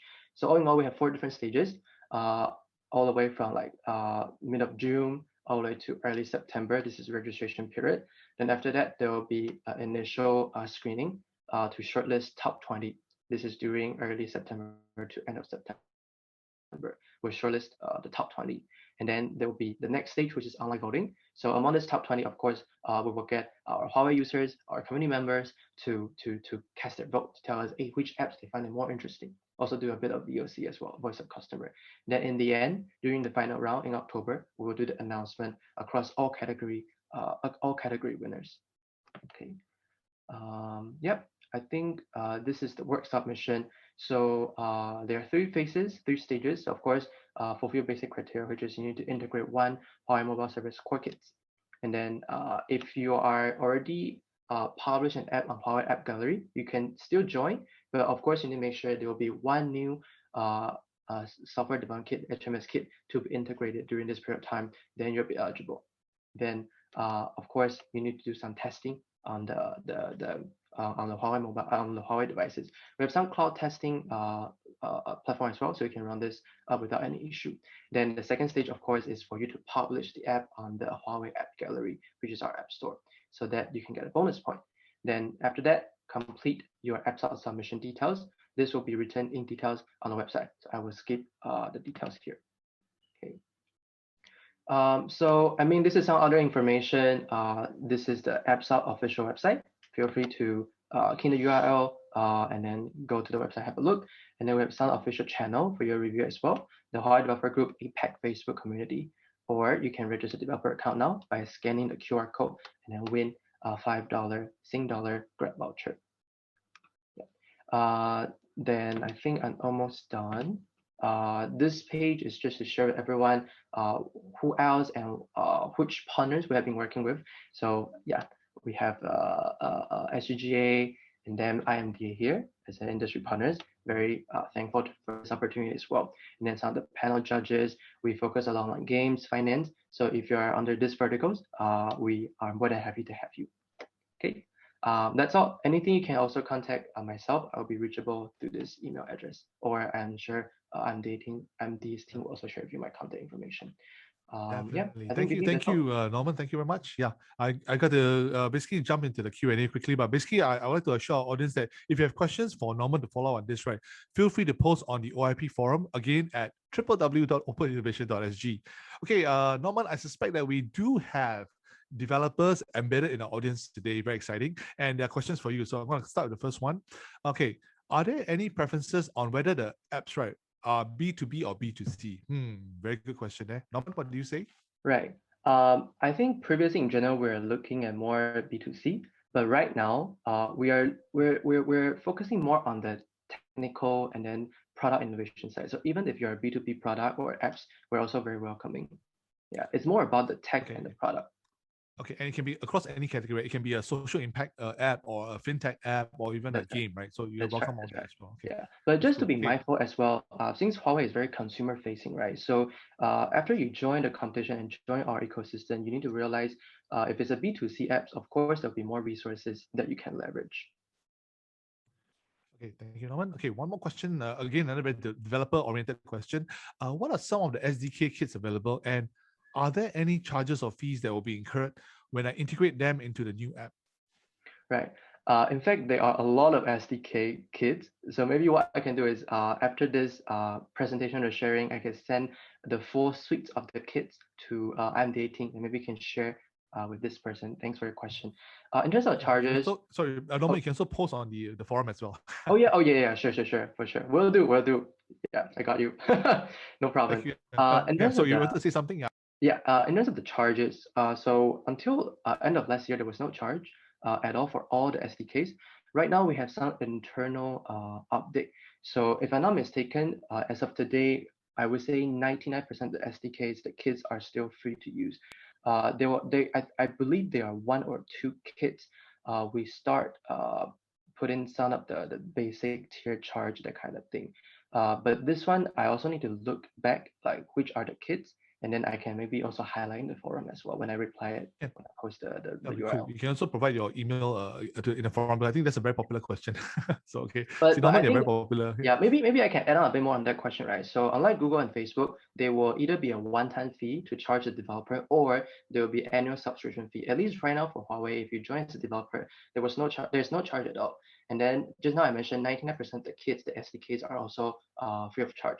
So because we know we are quite early at this point, so we want to support more of our partners as well by not charging them or costing any additional resources. Okay, thanks, Norman. I tell you what, there's one more question for Huawei. So let's take it. I think it's quite an important question.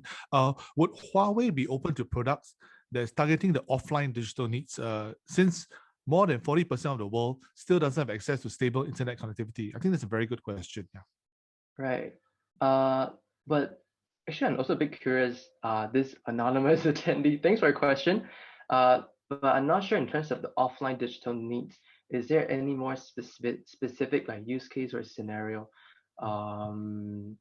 Yeah. Or we can invite the questioner to also post on the OIP forum so that we can actually answer in more detail. That'd be great. Yeah. So thank you for your question, and thank you, Norman, for a fantastic presentation and handling the Q&A. I look forward to all the exciting apps that will be submitted for your competition. Right. Yeah. Thank you so much. All the best. Thank you very much. And I hope to see you at the next event. Yeah, will do. Have a good day, Norman. Thank you. You too. Bye.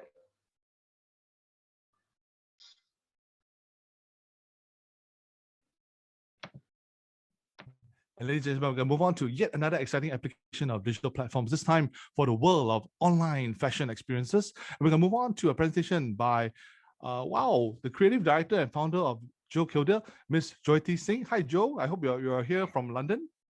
Hi. Hi. Thank you very much. Hi, Joe. Hello. Thank you very much.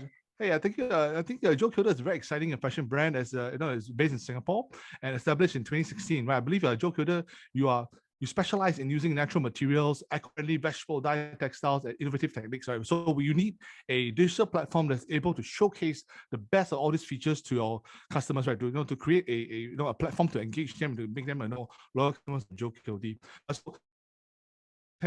Joe Kilder, sorry, I apologize for that. So, ladies and gentlemen, I'd like to present to you the creative director and founder of Joe Kilder, Ms. Jyoti Singh, all the way from London, to tell us more about her business challenge, which is titled Online Fashion Experience. Take it away, Joe. Hi, everyone. Sorry, I'm just a bit of a mess. Time difference is a bit tricky for us at the moment. I'm still trying to get over the jet lag. Very quickly, I'll get into it without wasting time.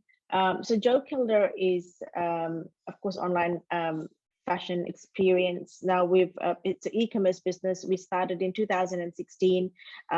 Went straight into having 2 boutiques in Singapore on Orchard Road, and very quickly realized that's what we want to do. And so in 2019, prior COVID, we went straight online, and it picked up quite well. But there's for us, just realized our clients want a little bit more. So let me tell you a little bit more about Joe Kilder. We started in 2016 in Singapore. I studied fashion in Melbourne. we have showcased in so right now we're selling in New York as well, in Soho, which is a block away from Chanel. So that's quite fascinating for us. We've showcased at New York Fashion Week, Paris Fashion Week, and Mercedes-Benz Fashion Week in Australia. And in all three, we were invited, so we didn't have to pay. Just to explain, I mean, it is a boutique brand, but it's a powerful boutique brand. I started vegan leather in 2017 and officially launched in 2018 at New York Fashion Week, in line with Stella McCartney, who it's almost like a mentor that I follow. So we're not too far behind.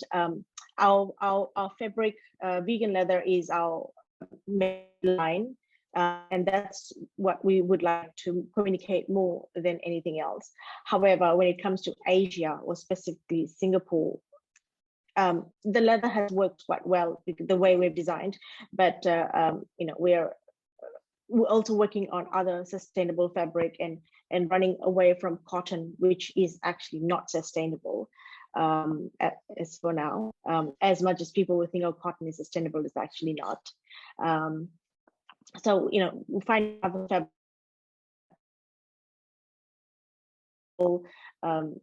fashion. So I cannot say that Joe Kilda is a sustainable brand, but we're surely a conscious and responsible brand. Sustainability is a huge word. We are on path, but we're not yet there. So what I would like to achieve from today's presentation is how to create my online shopping as I do in my boutique in Singapore. Now I can't be in one place, and because we're global e-commerce, I can't be everywhere. And my clients always ask for styling services with me, which is priced at 350 Sing dollars. But eventually we it gets offset once you spend over $1,000 with us. So let me explain you the experiences. So the clients walk in our a workshop. We don't call it a boutique. It's at Phoenix Park on Tangling Road. They walk in the boutique. They will offer them a drink, usually champagne. Regardless the time of the day. And yeah. I don't know why I can't hear you, Billy, but okay, I can see your face though.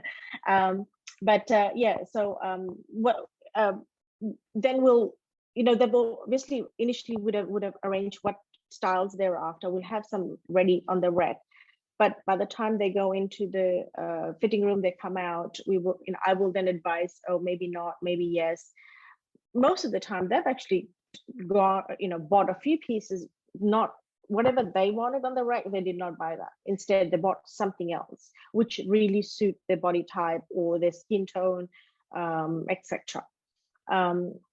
So that's exactly what I want to bring online.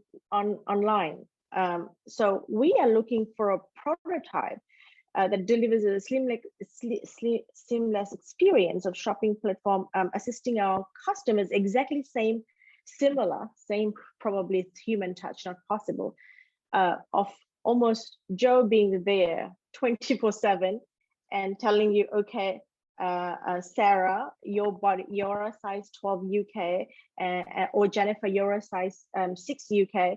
Let's see, if you wear this dress, how will this look? Or if you wear dress B, how will it look? So I would like to, I'm looking for somebody who can create not an avatar, but a variety of avatars in different sizes, where there's an option of skin tone and hair color, because you buy different color of clothing, so it goes in more detail as if it's live you're sharing. That's one option. The other option is, I don't know if anyone here has experienced Sephora, where when you're buying a lipstick from Sephora, you can actually put your upload your photo, and then you try the lipstick color on and see if it suits your skin tone, so all that, that's another way where, okay, I've uploaded my photo, I'm going to put this dress on or this skirt on and see how it looks. I believe that one is a bit trickier one, because once we have the avatar in the sizes, it's a bit more easier. You know, I would go, I usually work on UK sizes, so I'll do 6, 8 till UK 16 or something. Different, closed 4 differently. So I mean, I can go into detail much later. We don't have much time now, but avatars in different sizes will actually be able to give you a 360-degree avatar that will actually be able to help you saying, I'm going to buy this dress. It looks good on this size of avatar. Hence, I am this size. I'm sure it looks good on me. However, it must have a choice of skin tone where you can use your skin tone, and also possibly hair color does make a huge difference. And you know what, this is the slide where I've actually explained what I'm really looking for. And it is very important to have 360 because you know you've got to see it in all angles. Now, age group is very important, and I'm saying this because e-commerce shopping, I'm in my 40s, and it's very hard for me to shop online. I've seen something, I've bought it. It looks amazing. The images are amazing, but when it actually comes, the image is nothing like what I've bought, or the size is there's a size description, but one size does not fit all. You know, it says, okay, it's a size 8, but the description didn't actually, it's not, you know, it's a size 8 in a brand A would be different from a size 8 in a brand B.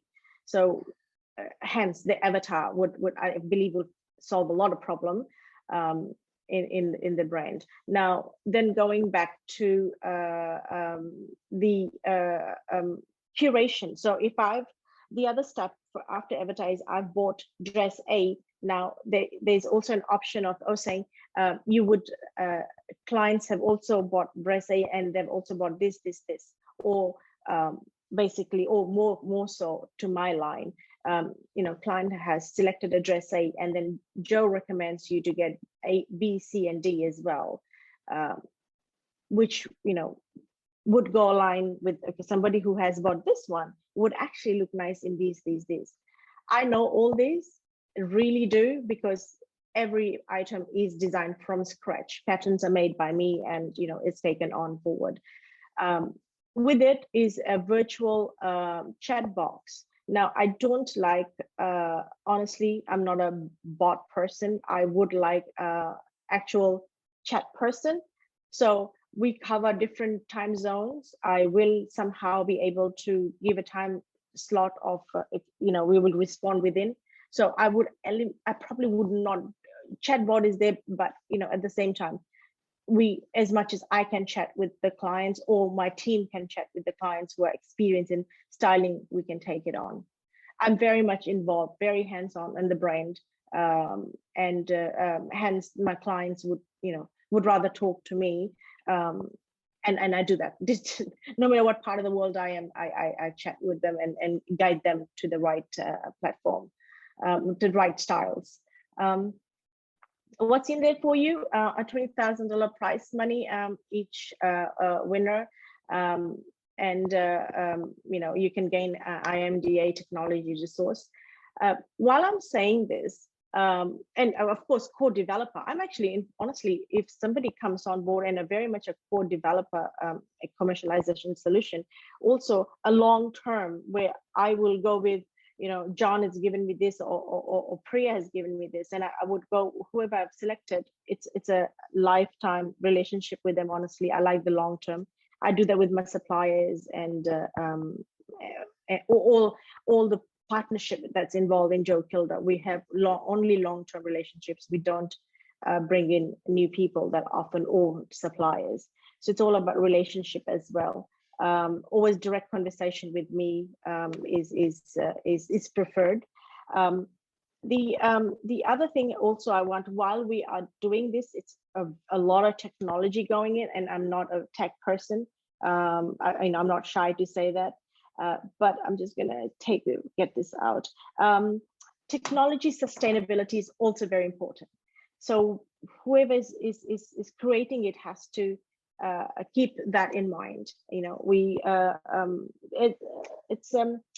I don't know what the term is, but it's got to be eco-friendly and energy saving at the same time somehow. So that's the line I'm going on.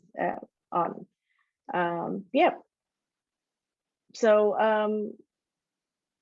I'm ready to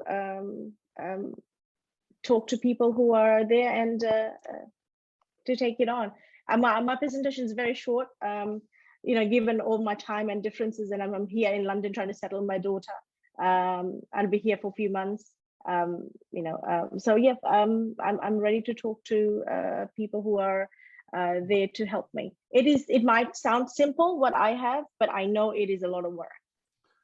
Okay, thank you, Joe. Very, very succinct presentation. So I do have questions for you, and then there'll be questions from the floor as well. So my first question will be, what have been some of the technology alternatives that you and your team have been looking at before you joined OIP? Yeah.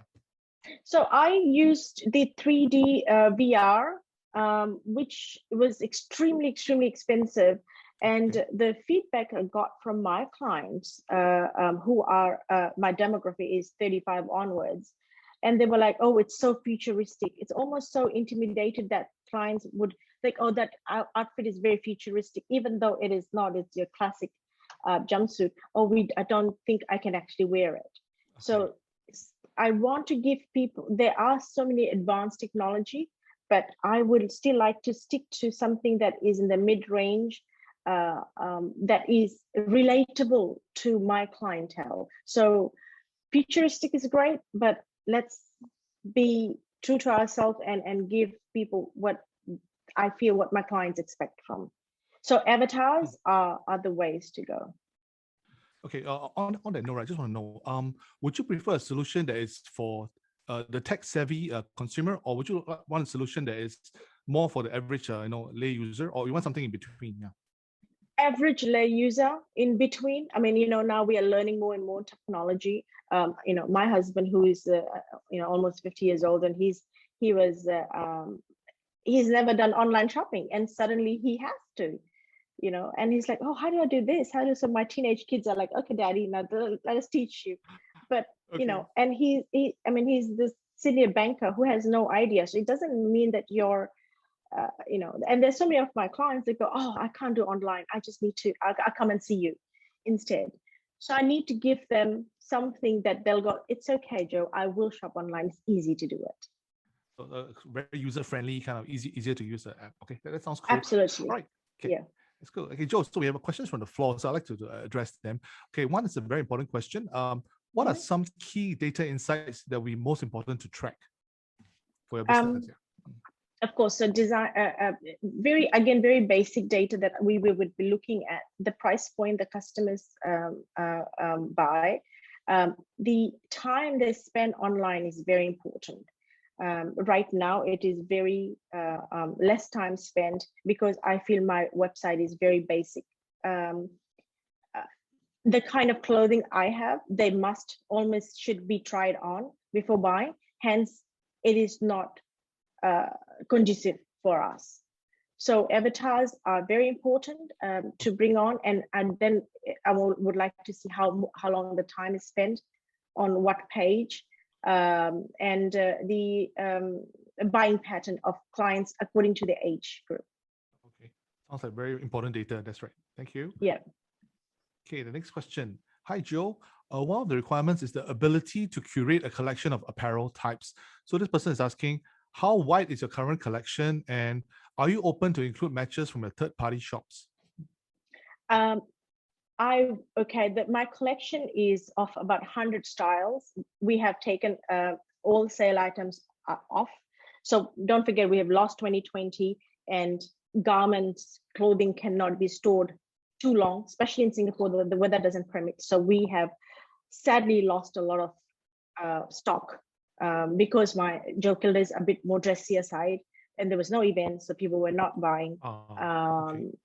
Hence, we have put them on sale on last month, so they're not online. Now I probably have about 40 styles online. And as for the third party, of course, as long as they are not a fashion brand, as in not, I shouldn't say fashion. Fashion is a big word. As long as they're not a clothing brand that is competing, that is my competition.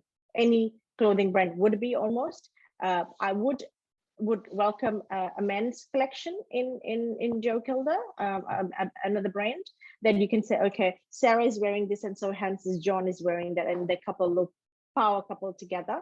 Or accessories, and cosmetic. Of course, I will. Actually, that's really interesting. Happy to do that. Very cool. I think the finalists who wins this challenge will be great. We'll be happy to discuss with you on this. That's great. Let's move on to the next question.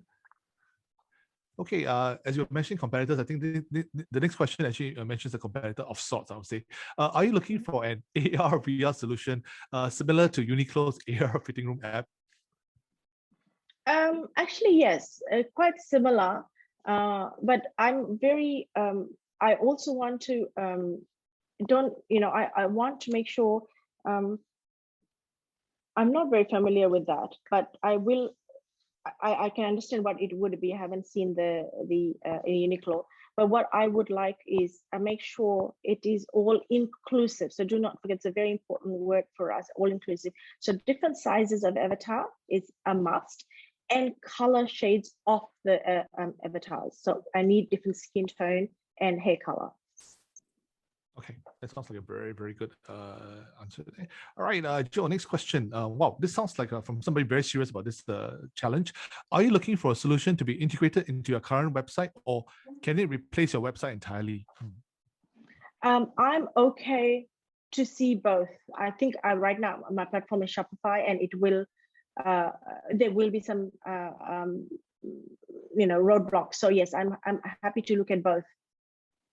Okay. I'm open with more ideas. Yeah. Just open to exploring this. That's great. Yes. Okay, next question for Joe. Are you open to consider other forms of user engagement besides the use of avatars? Because this question says that clothes on avatars may not have the same impact if viewed in real life. What do you say to this? I'm happy to explore. I'm happy to explore what is out there. Like I said before, guys, I'm really not a technology person, so I'm happy to explore what is there. I have some time to explore. So yes. Okay, it's very cool that you have an open mind, because there's a lot of cool tech out there that you can actually check out there.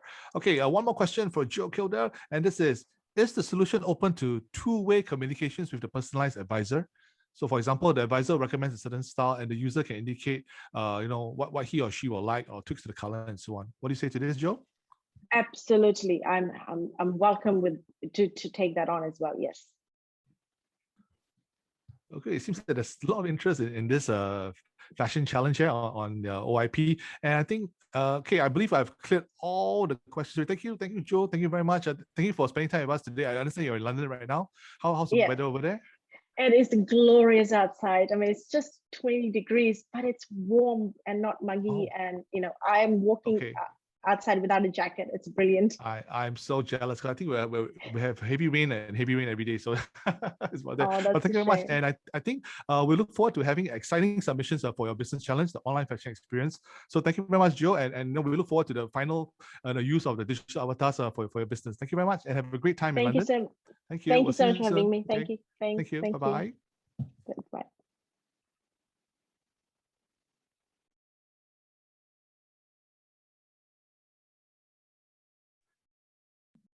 And ladies and gentlemen, thank you very much for joining us here today on Innovation Thursday, the digital platforms edition. We have come to the end of our seminar today. Thank you very much.